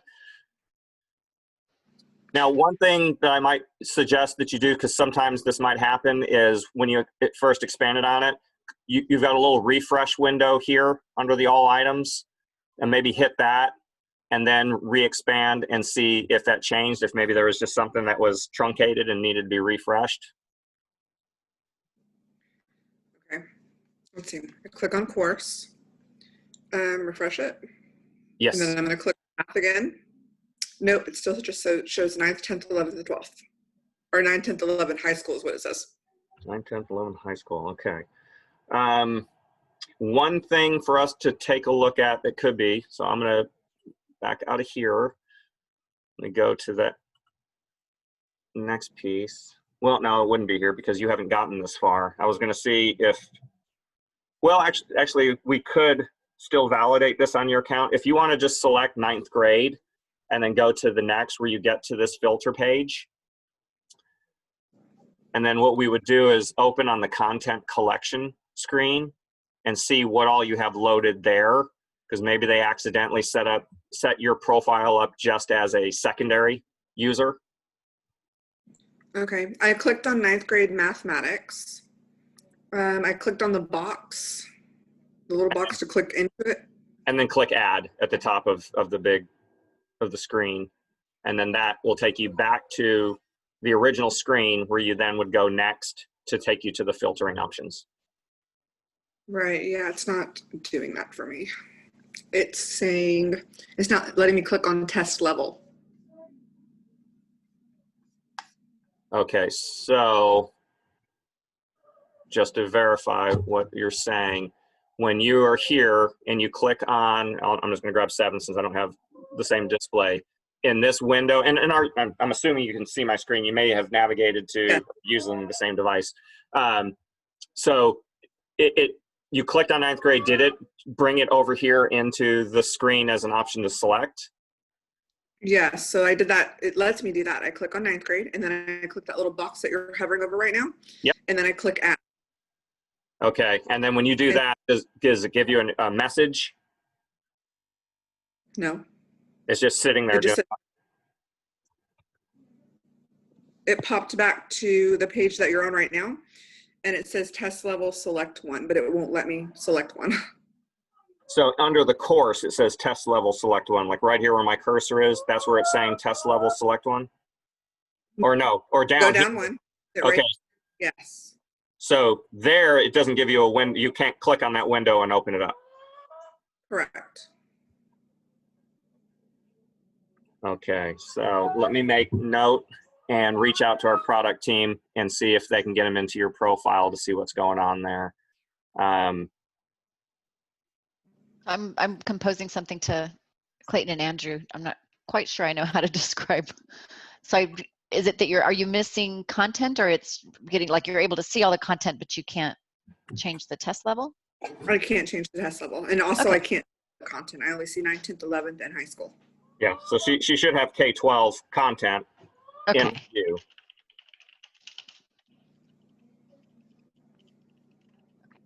Thank you. Okay, so I should just leave it and wait, Yeah. or Yeah, Okay. you're gonna, until we can get them to go in, you're not gonna be able to access what you're trying to access because it's holding you back right now. So she's reaching out to them via our communication platform to see if they can get them a response. And Renee, as you're typing to them, you might want to say, is there a chance or an opportunity for you to like send this link and see if they can join, either Clayton, Andrew, or Wasay. That way we can maybe switch screens, have her screen share and show what's happening, and then they can kind of maybe troubleshoot. Thanks. thank you. Mr. Rudolph, Yes. this is Mr. Sierra. I have a question. When I'm in the part where I'm selecting the questions by grade level and standard, once we select a question and add, does that question that we selected, is it removed from my list of choices? Because what I did is I selected 5 questions, and then I clicked over to the next page, and I added 5 questions, and the total was only 5. So I guess when I navigated from one page to the next on the list of questions, it removed my first 5 choices, or Okay, I didn't yes. hit add. You've got to hit add. Yes, you need to hit add before you navigate to a new screen. So what's happening is I check mark these, and then I click this arrow to go to the next page. The system is saying, okay, I guess I don't want that, so I'm going to a new page. So you would first add questions, and then you can navigate to a new screen and click more questions. Okay, so the second question is, once I've selected questions and added them, let's say I'm still going through and I'm going back and looking for more questions, and I've done it correctly, I've added it, and I go back to say page 1 where I've selected the 5 questions. Are those 5 questions still going to be displayed on my page 1? They will. They're not being removed from this view just because you've added them. They're still there. So you would probably want to make sure that you go through that first page screen and determine what you do want before navigating to the next screen. Because again, when you get to the step for order point distribution, that's when you can then also preview and change the sequence of the items that you've grabbed and organize them in the way you want them to flow. Yeah, so there's a chance that I may select the same question twice if I'm going back and forth through pages. There's no way to. Yeah, there is a chance for that. So that's why we've got all those preview options throughout the build. So that way you can see oh, wait a minute, that's the same question. And you can just delete it from there and then go back and grab something different. Okay, well, yeah, I was looking for a visual. Maybe when I select the question and add it, and then go back to that page, the question that I've already selected would be like maybe highlighted or something across, show me that it's already been selected. Is that a function of your test bank? It's not. Let me see. I'm adding here. And it didn't change them. They're still there. It's not. So I'm going to submit a ticket to our product development team suggesting that's something they build in to where either it minuses off your list or changes color showing that it's been used while you're in the test building. Because, I can see that being a problem if you're going to navigate back and forth and selecting items. Yeah, even if it was like had a change in the background color to that one line, it would visually I could quickly say, oh, I've already selected that one. I'm not even going to look at it. Yep, absolutely. Okay, thank you. You betcha. No, and an excellent suggestion. Hi, good morning. This is Ms. Chavina. I just had a question, sparking off of Mr. Sierra's question. So are we able to sort specifically for a specific teak, and that way we can kind of just navigate into that chunk? Or Yes. Okay. So it'll be over in the sidebar here where it says standards. So when you go into that section and open it up, then what you can do is hit your view all. And then what that will do is give you the list of the standards, like all standards, and you check mark the ones that you're wanting to focus in on. So like you could focus in on one teak at a time and grab those items. So what you would do is simply expand on that, click on the teak you want, add to search. And then what that does is put that up here in your search selection criteria. And then you hit search for questions again. And then what that will do is then only bring in the items associated with that teak that you chose. Or So I those. tried doing that there on the standards, but it says no data. Even if I filter or view all or add. So you may have, do you have have you already like grabbed things for the filter? So like here on my option, I have that same thing where it says no data in it because I've already pared it down to these two teaks. So what I would need to do is X out of those selections that I had and go back to just my grade level view, and then go back to search to get to the total number of questions where you're in the 1,000 plus, and then you'll see my standards are populated again. So then what I could do is hit the view all from there and then pick that teak or two that I want and add that to my search. And what that does is put it up here in this up above criteria, and then when I hit search for questions, it goes from the 4,800 down to, of course, I grabbed a couple of teaks to have a lot of items, but we went from 4,000 to 1,100. Yeah, it's not giving me it's not giving me those standard options under standards. I'm sorry, it's not giving me those additional. Renee, it sounds like Ms. Chavita's having the same problem that I had with mine originally. Yes. Oh, I don't know. Sorry, Miss Alenia. I'm like, yes, we're having the same problem. So I am able to see the fourth grade teaks, the 14, 16 questions, but specifically for a standard, I don't have an option to check off. It does say select all, view all, but there's 0 of 0. So there's no data to show. So up under where it's your search, like scrolling to the top of your screen, where your search selections, what is it that you have in there currently? Just fourth grade science. So it only says fourth grade science. So I'm able to see the plethora of 1,416 questions, but not the specific teak that I'm looking for. Okay, I'm going to go back into science to change mine. Fourth grade science. Jose on the call now. Or I'm sorry, Clayton is on the call. Hello, Clayton. Oh. Can you hear us? Yes, can you hear me? Yes, I can hear you now. Thank you for joining us. We've been doing some training here. We have Jubilee Academies on the phone here, and these are all their curriculum writers who are going to be generating their test assessments across the district.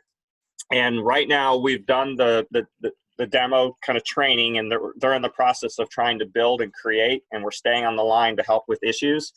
And so a couple of things have come up with some user profiles. The one that we were just talking to right now is looking at fourth grade science, but the standards filter field says she's got the fourth grade science dropped into the selection choice, has hit search for questions, has the complete list of questions listed out, on the screen. But when she wants to go into the standards to then say, hey, I want to filter this down to 1 or 2 standards that I want to add to my criterion, it says 0 questions are in there. It's empty.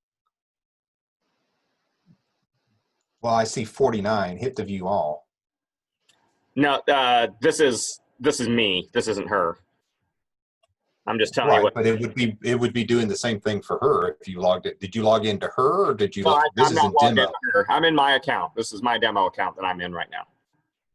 Okay, so now I got out completely again, and I restarted pretty much. So now I am able to see the drop down. I don't know, maybe it's my internet lagging, but now my issue is it says 31 questions, but I can't see them.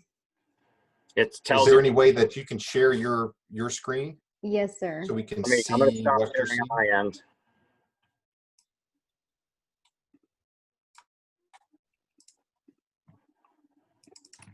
Can you all see my screen? Yes. Okay, so I'm checking it off. I'm adding, I am searching. So another 31. Oh, now they came up. Hey, every time you take your card, Hey, doesn't I am so It good. needed your presence for it to appear. So I was getting 31, but I was getting nothing here. I was like, oh man. All right. Yeah, Disregard. that might be internet lag right there. Clayton, the other issue, we have another user profile where they only had 9th, 10th, 11th, and then a high school option in their math. For the course. For their course. And right, that would be based off of their campus that they're associated with. So this may be a situation where this person is at a high school, but is now on the authoring team for assessments and is Right. going to be authoring for a different grade level than that. Yeah, but see that it kind of drives, it's driven, a lot of those screens are driven by the grade levels that are associated with your schools. Now, Sure. so I understand that, but then why wouldn't it let me choose the test level? So I'm on the same campus as Miss Juniper, and both of us are looking at the same thing. I only have access to high school in the courses when I'm trying to generate the assessment, but I do have access to my middle schoolers in the normal books.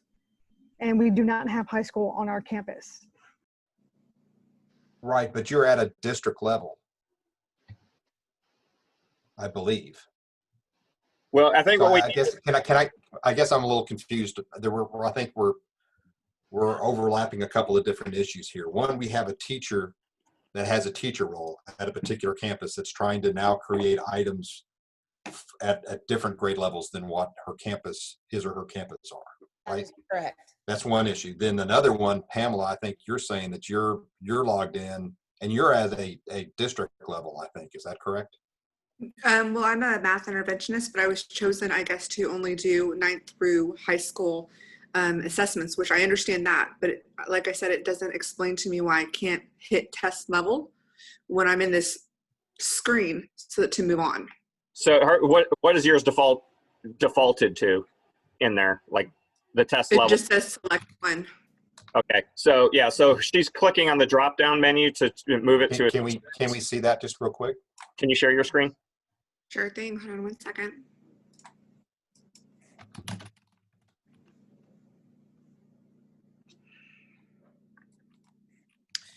Okay. I'm gonna have to. No. I'm gonna have to get back into our group because I'm on my phone that I'm doing this.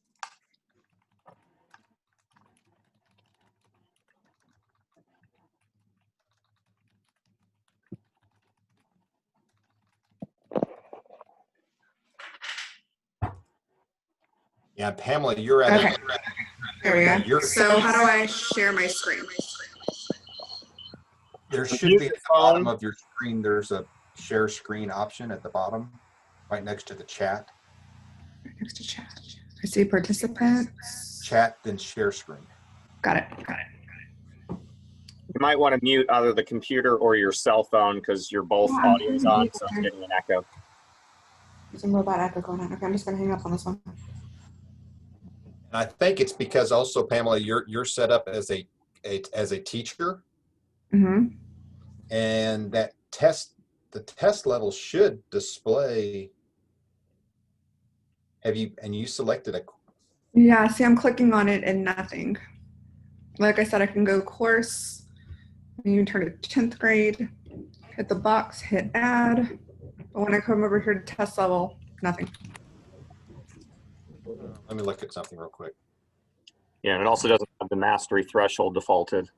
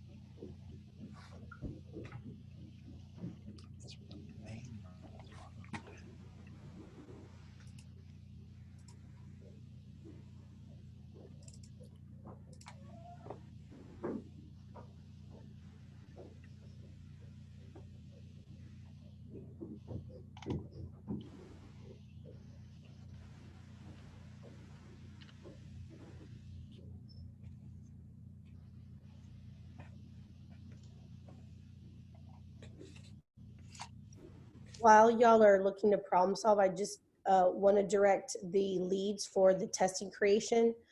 If you all remember, we did create the form that we sent out district-wide called Creating District 6 Weeks Assessments. I am going to place the URL in the chat so that if you want to double check that anyone that volunteered to assist for your test, that's how I did it. I just went through each name and saw. I would encourage you just to double check that. I've already started setting up sessions for us to start the planning for 7th grade and Algebra 1 creation of tests. So I'm encouraging the ICs or the leads for test creation to double check the 11 responses that we've got. I know that Ms. Karkar may have an additional person that may not have responded here in the Creating District 6 Weeks Assessments doc, but let's make sure that anybody who volunteered and wants to be part of this is not left out in any session that you're planning to create and work on these tests.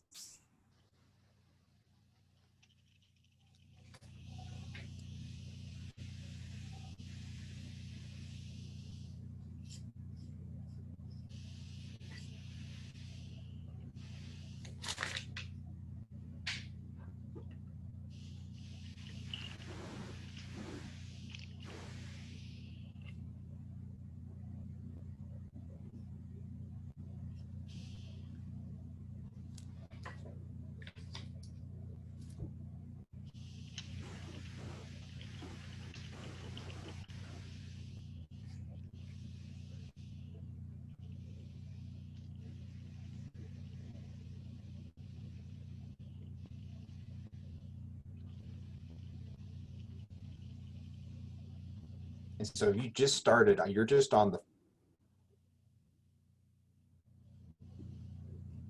can you scroll up just a little bit? Sure. How do you want me to? There it is. Okay, so you haven't given it a test name or anything yet.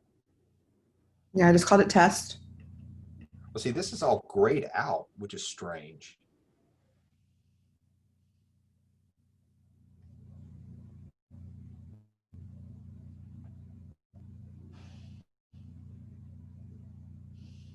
And you haven't saved it yet, right? Correct. Because it won't let me hit next step because it keeps telling me test Yeah, level. can you close out and let's try that, start this from scratch? Because everything's grayed out, which is strange. That's what I'm trying to figure out, because it looks like the data's there. You should have it even at the roll of 3. Just which text out of the test manager. Yeah, there you go. And go ahead and leave. And then let's start over again under assessments. There you go.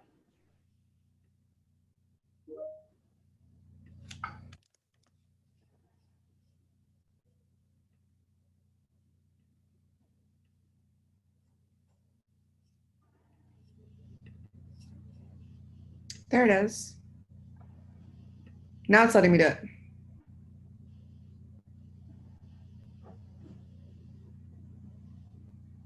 Okay, great. Doesn't let me. Okay, yes. So under the course, though, you still can only see grades. Yeah. Right, 9th through high school, which I'm assuming that's what I was chosen for to do the assessments for, and that's why I don't have access to everyone. You know, it's kind of,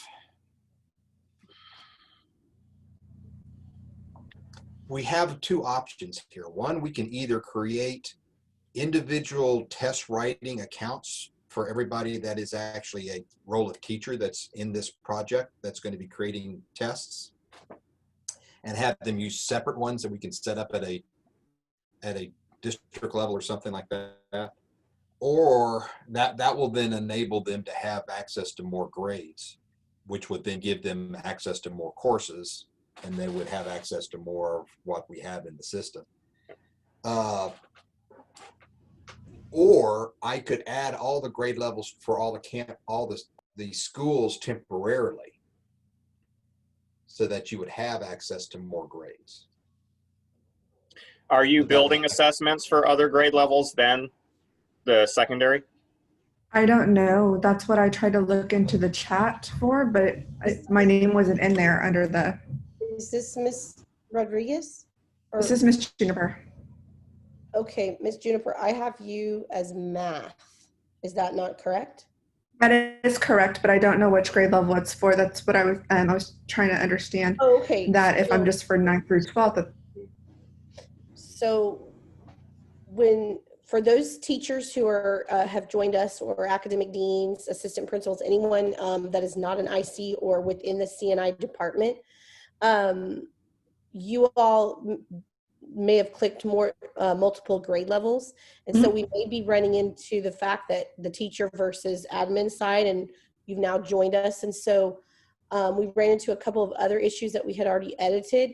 So at this time, we have leads. And so you'll be invited to any grades that you said that you would be willing to support. And if you're able to join and help support, that is how we will have you be part of the test creation. Right, but there is a limitation though from a systemic standpoint, that because they already have accounts, and the accounts are set up as teachers, and they're associated with a particular school. There's a limitation of what grade levels they can have access to based off the grade levels that are associated with those schools, regardless of what they said they are willing to take on in this project. So how can we do it where they have access to multiple grade levels, even if that's right? So that's what we need to do. Right. So for these, there's a couple of different ways that we can probably do this. Let me check something real quick.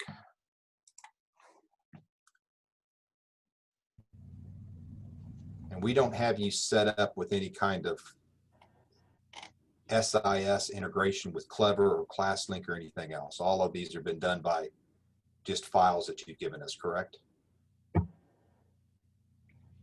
Yes, sir. Okay.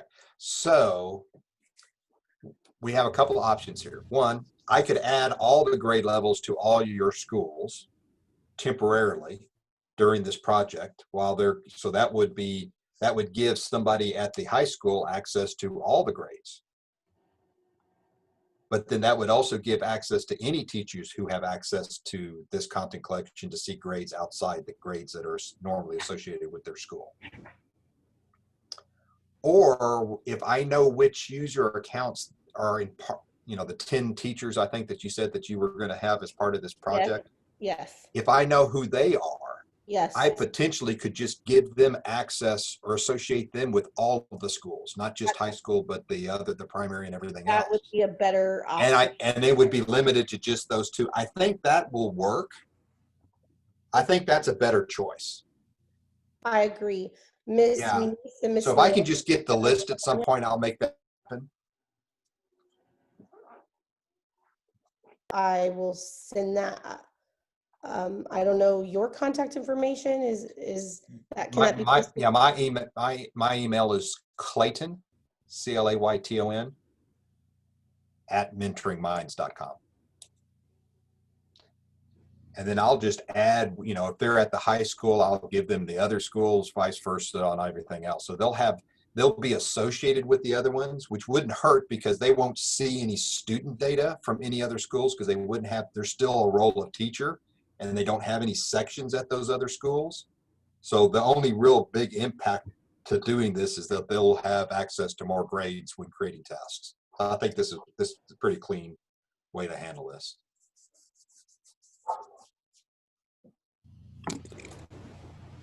And I think there's a separate issue. We've got somebody at the high school,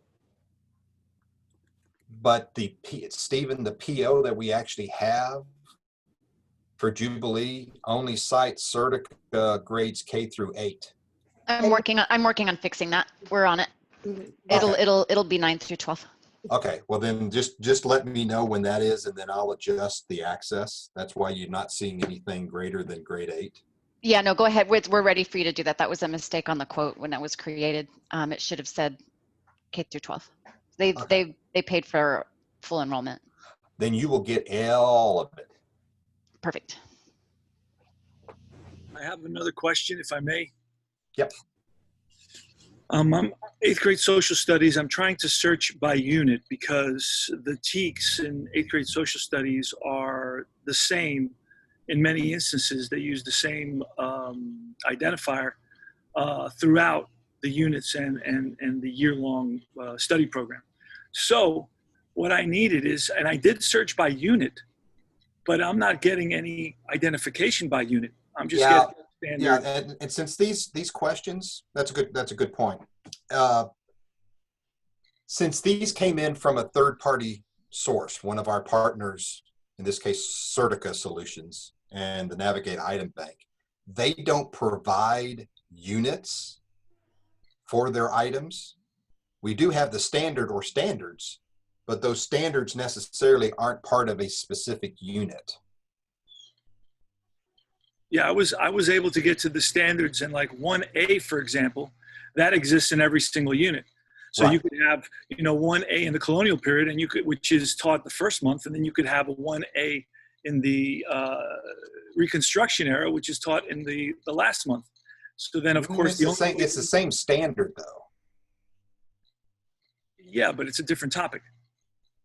Well, yeah, but it's still the same standard.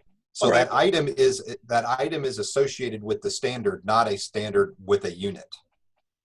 Okay, so I needed to look at how would I find the topic so I don't mix in questions for other than by looking at them. I mean, I could look. I know them all by heart. That's really the only real way from that perspective, because the item bank vendors, whether or not it's Key Data Systems or Certica or anybody else, they typically do not provide unit level, because that's so different from state to state or even from districts, because you could have your own curriculum and say this standard's being taught in this unit. We don't know what Jubilee is doing from a unit standpoint. We do have the alignment with the standard, and to make the system work, an item has to have at least one unit. So we just have created a generic unit by course for Certica. So if you actually end up looking at the item itself, there is a generic Certica unit because we have to add something to it.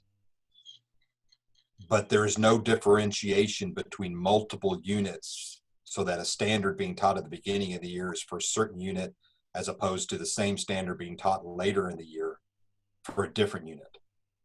We just don't get that data from the item bank vendor. Okay, that's exactly my question. And then, okay, so then I'll just have to look at the question itself and go. Yeah, unfortunately, yeah. Clayton, while we've got you on here too, a question was posed earlier with regards to when you filtered your search field and you've got them organized by TEK and by their clusters, and you select a couple of items and you add, and then you move on to another page, but then you go back to the previous page that you already chose from. And then because you've selected certain items, they're still there. You risk the chance of accidentally grabbing the same item and adding it to the assessment. Is there a way to set it up with, while you're in the building mode, that if you've already selected one, it highlights the cell so that if you go back to that page, you know that you've already chosen those items for your test? Yes, but that would require some additional development work. But that is something we could potentially do. It will, even if you do select that item again, it won't add the item to the test twice. So there is a mechanism, so it won't add it more than once. You'll actually see that, maybe 3 out of 5 questions were added to the test because 2 of the questions were already on the test. Okay, so if you go back to that screen and pull up or apply the same filters, it won't necessarily at this time indicate that, oh, we've already got this question selected. It's already on the test.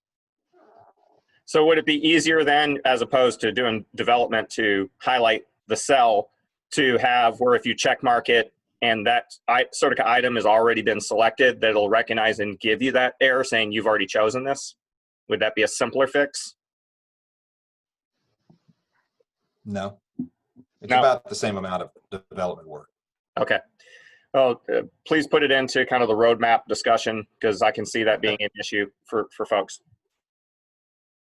Hello. I know we have like 2 minutes left. Can I share my screen. I'm still coming into similar roadblocks with accessing the standards and just please. Questions. And whenever Ms. Gonzalez is finished, I still had not solved my problem on the test creation. This is Pamela Juniper. Okay, and then we'll go back to screen share with you after we get this one done. Thank you. Okay, can you see my screen, sir? Yes. Okay, so I'm trying to get social studies first grade started. So I went to the search bar here. Am I in the right place for that, or? Yes, yes. So if you're wanting to search for questions for first grade social studies. Okay, so I got this earlier, that there are no questions. Yeah, because there are no first grade social studies in the Certica item bank. Pardon? There are no first grade social studies in the Certica item bank. Okay. Let me confirm. I think it starts with third grade. Let me confirm.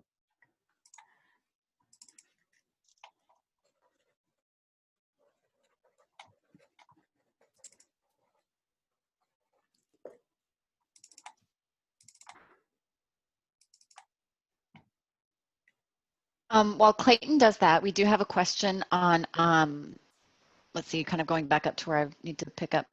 So there's a question from Brenda Paredes about working first grade tests. Brenda, do you mind clarifying what you're asking for English?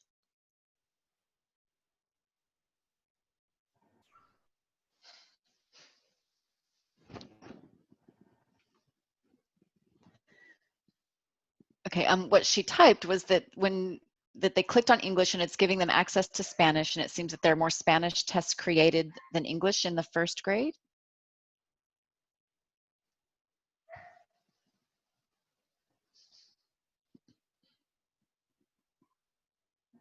So the question is that there's more Spanish items than English items? That's what I'm understanding.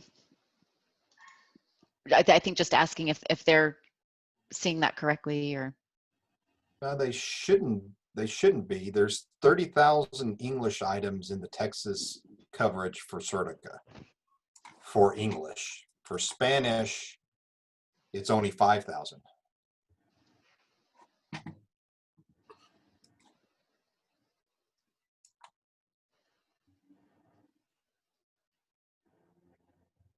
and then Lisa Gonzalez was asking. And I did confirm that for social studies English questions, for social studies, yeah, it starts at third grade. That's why you're not seeing anything for first grade or for second grade. Okay. Lisa was saying that she doesn't think she has the right access. She can't get any questions. Lisa, do you want to? Are you able to screen share? Yes. Is after Ms. Gonzalez, is Mary Gonzalez finished? Yes, I can stop sharing. 1 second. I need to find it.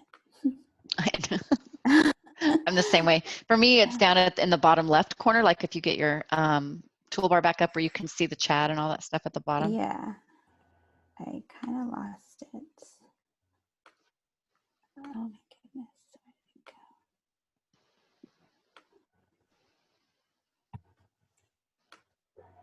Ah.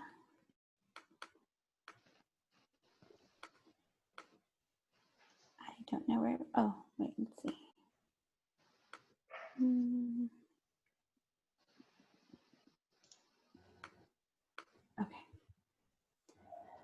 Okay. Pardon, did you get that answer on the social studies questions? I'm sorry, I must have missed it. That's okay. So the item bank that you all have starts with social studies at third grade. It starts at third grade. Got it. Thank you. Mm-hmm. And then I looked in at the English Spanish for grade 1, and there's 280 Spanish is what's coming up versus the 2,000 English. There might have been a way you had it filtered where you were looking at it backwards. Thank you. You all see my screen? Yes, we can see it. Okay. So I noticed that I didn't have that little walk me through button, first of all. But even when I go to assessments, I only have 3 options, and I believe everyone else has 4 or 5 options. And then, so I go to test, create a test, and then let's say I'm doing 4th grade. And maybe I missed a step, but 4th grade, next step. And so I went here, and then just to make sure I had the right, I went ahead and selected 4th grade again.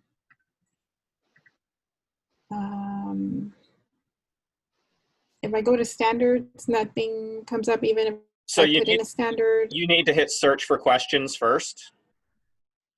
Okay. Nothing comes up when I do that. I tried earlier. Like, nothing comes up. Search for questions. Okay, Clayton, are you still on? Yeah, I'll have to look into that. Yeah, because that's. I wonder if it was because you didn't select the district, you selected the campus when you were creating the test. Yeah, the first time I tried, I can go back. The first time I tried, I did select district. That shouldn't have an impact on the bank. That's just the level of assignment, like when you Well, it may or may not, depending on how we're granting access to the item bank.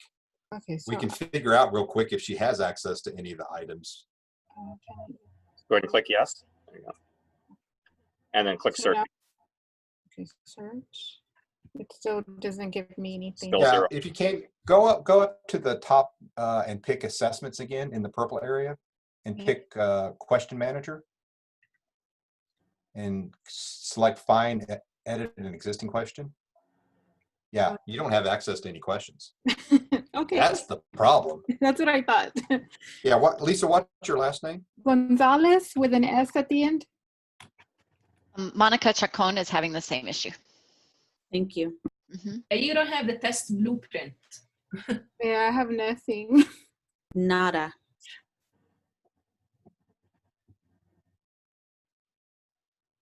Yeah, because I don't think I've granted any of the teachers access, or it depends on how it was set up and when I did it. Since you're coming in through, so you created your own account?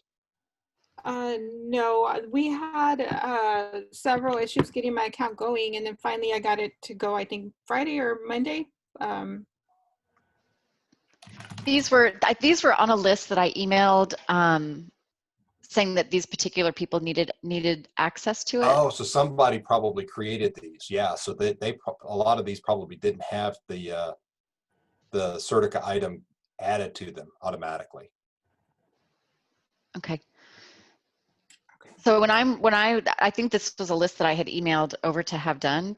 What I can do is just send that list again, and then all Is of this these. the same list of 10? No, we added to it either late last week or early this week. I don't recall specifically when. Yeah, because I'm not getting those tickets. Those are being handled by somebody else. Right. Okay. Where What should I do to help speed it along?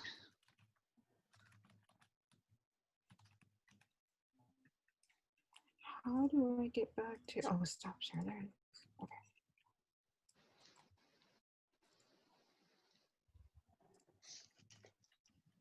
So will I just get an email telling me when it's fixed, or? Clayton, whom would you suggest I send the updated list to? Well, send it to me. Okay. And then I'll have to go through and make sure each one of those people that were probably manually added have been granted access to the Certica collection.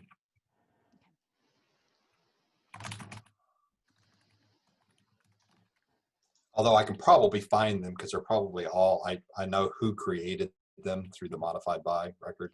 So. Right. I'll send you the list of everyone who's on this meeting. All of these people are going to be the ones working on the yeah, resources. and then I'll just so confirm they should everybody have has access to it. Okay. Thank and then, you. then Ray. I'll check from that list. And this would be the same list that I need to add to other campuses if they are teachers, to give them access to the other campuses, so that gives them all grade levels. Yes. Yes, Same everybody list. on this list. And Okay. I Yeah. sent you the 12 teachers because we had 2 added. But anybody in this meeting and anybody that was invited, if they are a teacher, then we may have to make that look a little different because they are helping to create assessments.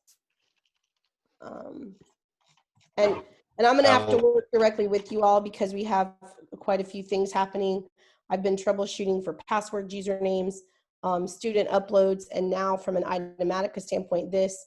And now we also do not have the 9th through 12th, which I know Ms. Dietrich is working on. Do we have a time frame when we might be able to make sure that we all have access for the 9th through 12th, including all of these members here, to have the access we need to create assessments? Because we are on a timeline. For 9 through 12, I'm sorry to interrupt you, Ms. Norton, but are the questions not in there? Because I'm trying to access them and that's my problem. That is correct, ma'am. Okay, I've been sitting here for 10 minutes trying to figure out how to do it. Clayton, do you have a sense of how long it might take to get that turned on for them? Ms. Pamela Juniper, I apologize. The communication was coming through and I was trying to problem solve. I didn't realize that the bank was your issue. I was listening, but I'm sorry that you've been waiting, and the issue is that we aren't able to access it. All of us in the ICs are communicating knowing we can't, and I realize you have a problem, but I'm not thinking that it's secondary. So I do apologize for that confusion. We will work to correct that, ma'am. That's okay. If you guys can just tell me whenever it's up so I know to access it, that would be great. I didn't mean that I was impatiently waiting. That I didn't mean any disrespect at all. I'm just like, oh, so that's the problem. Right. No, none taken. I just feel bad that this is something that was overlooked. So I'm glad this is one of the reasons we're here. And I unfortunately, we're 10 minutes beyond our time. And I don't know that any of us really got to start with a work session. I did go ahead and invite you based on your response, if you're able to join us to begin the assessment creation for 7th grade in Algebra 1. And so I know we're still having a conversation, and Ms. Dietrich had asked Clayton when we might think we might be able to get this turned around for correction. Right, so that I have access to 7th grade in algebra, because all I have access to right now is 9th, 10th, 11th in high school. Okay. So it'll once I get, weird. Okay. Yeah, once I get the list. So who's going to send me the list? Is that Renee on the line? I pushed send on it right now. Okay. It's landing in your box. Yeah. So give me 30 minutes to an hour. Perfect.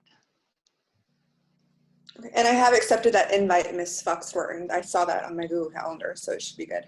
Great. Thank you. Thank you. I appreciate your patience.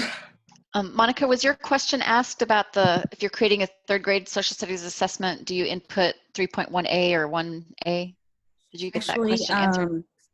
I was following Ms. Gonzalez's example when I came across the fact that I had the same issue as her. Okay. Apparently, I don't have access to that bank. Okay, gotcha. So Clayton, I think is gonna fix that. Yes, ma'am. Okay. Are there any other questions that are lingering that I missed in chat or anything else? Not from me. Can we just check back maybe within the next 30 minutes to an hour to see if our access has been updated? Yeah, I would. If they're, all right, well, Clayton, I mean, I would say an hour. Okay, So and if we make don't sure. have it by the end of the day, I'll just let Ms. Norton know so that we can go forward. Okay. Okay. Yeah. Clayton, if you'll just email both Renee and myself when everything's been set up, and then Renee can push out a communication to the group that Exactly. I'll do that. Thank you. Mm-hmm. Yeah, because I've got a couple of things I got to do. I got to grant the actual items in the collections and extend it to 9th, 10th, 11th, and 12th. Then give everybody that's on the list access to those collections. Okay. And then everybody that's a teacher on the list, I need to give access to the other schools so they have more grades to pick from. Those are my steps. So that's why I'm saying give me 30 minutes to an hour.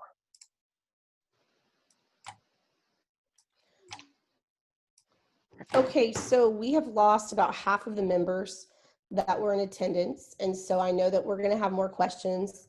And so to honor time, because we've already gone over, at this time, I'm going to ask that we look to close this visit. I want to be back in touch with you all from a technology side. There's 2 or 3 things happening, so I'll be in touch with you, Ms. Renee, and then we can go from there. But I did want to announce, Ms. Muniz and I have looked at the assignments for the leads for testing, and we're going to do a little shifting because we are going to be adding 2nd grade, and that was not originally in there. If I understand the communication via text with Ms. Muniz, if that's correct. So folks, if you have started, that's fine. But just understand that we may not be able to put out the new assignments because it's just going to be a little bit of shifting. If we don't get it to you before 1 o'clock, we will discuss it in the IC meeting.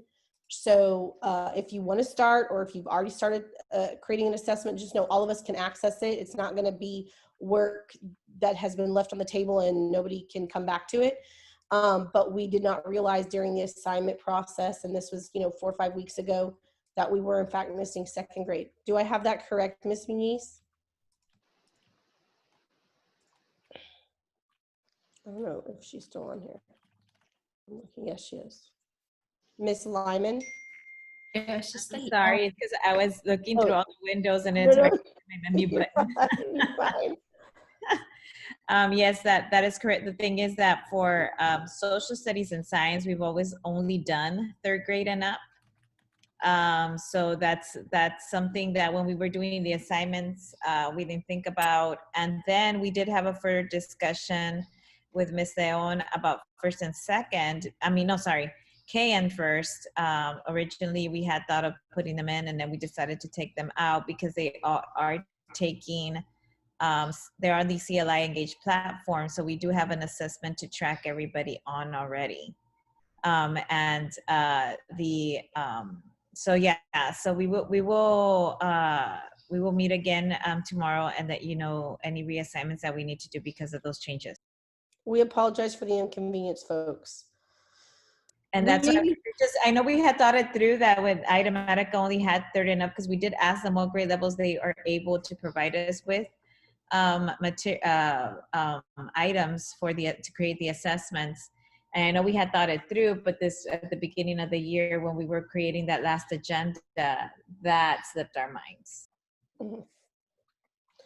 So like we said, a little tweaking with assignments on leads. So we appreciate your flexibility, and we don't want you to feel like any of the work that you've already may have started is not going to be fruitful. So I need to jump off for another meeting. So at this point, I know we've gone over time. We'll be in touch. Does any of the other members from Jubilee have any questions before we jump off? I think we've kind of narrowed it down to the questions that we still have because we're having trouble with some access pieces. But at this point, I think we may be done. Anyone else? Is Ms. Morales still on the call? Angie, no. Okay, perfect. I'll reach out to her. Okay.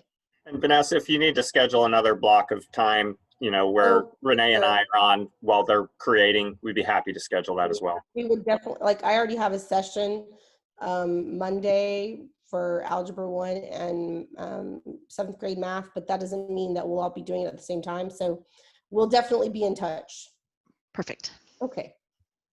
All right. Thank you all so much. Thank you. Thank you. Bye-bye. Bye-bye. Bye-bye.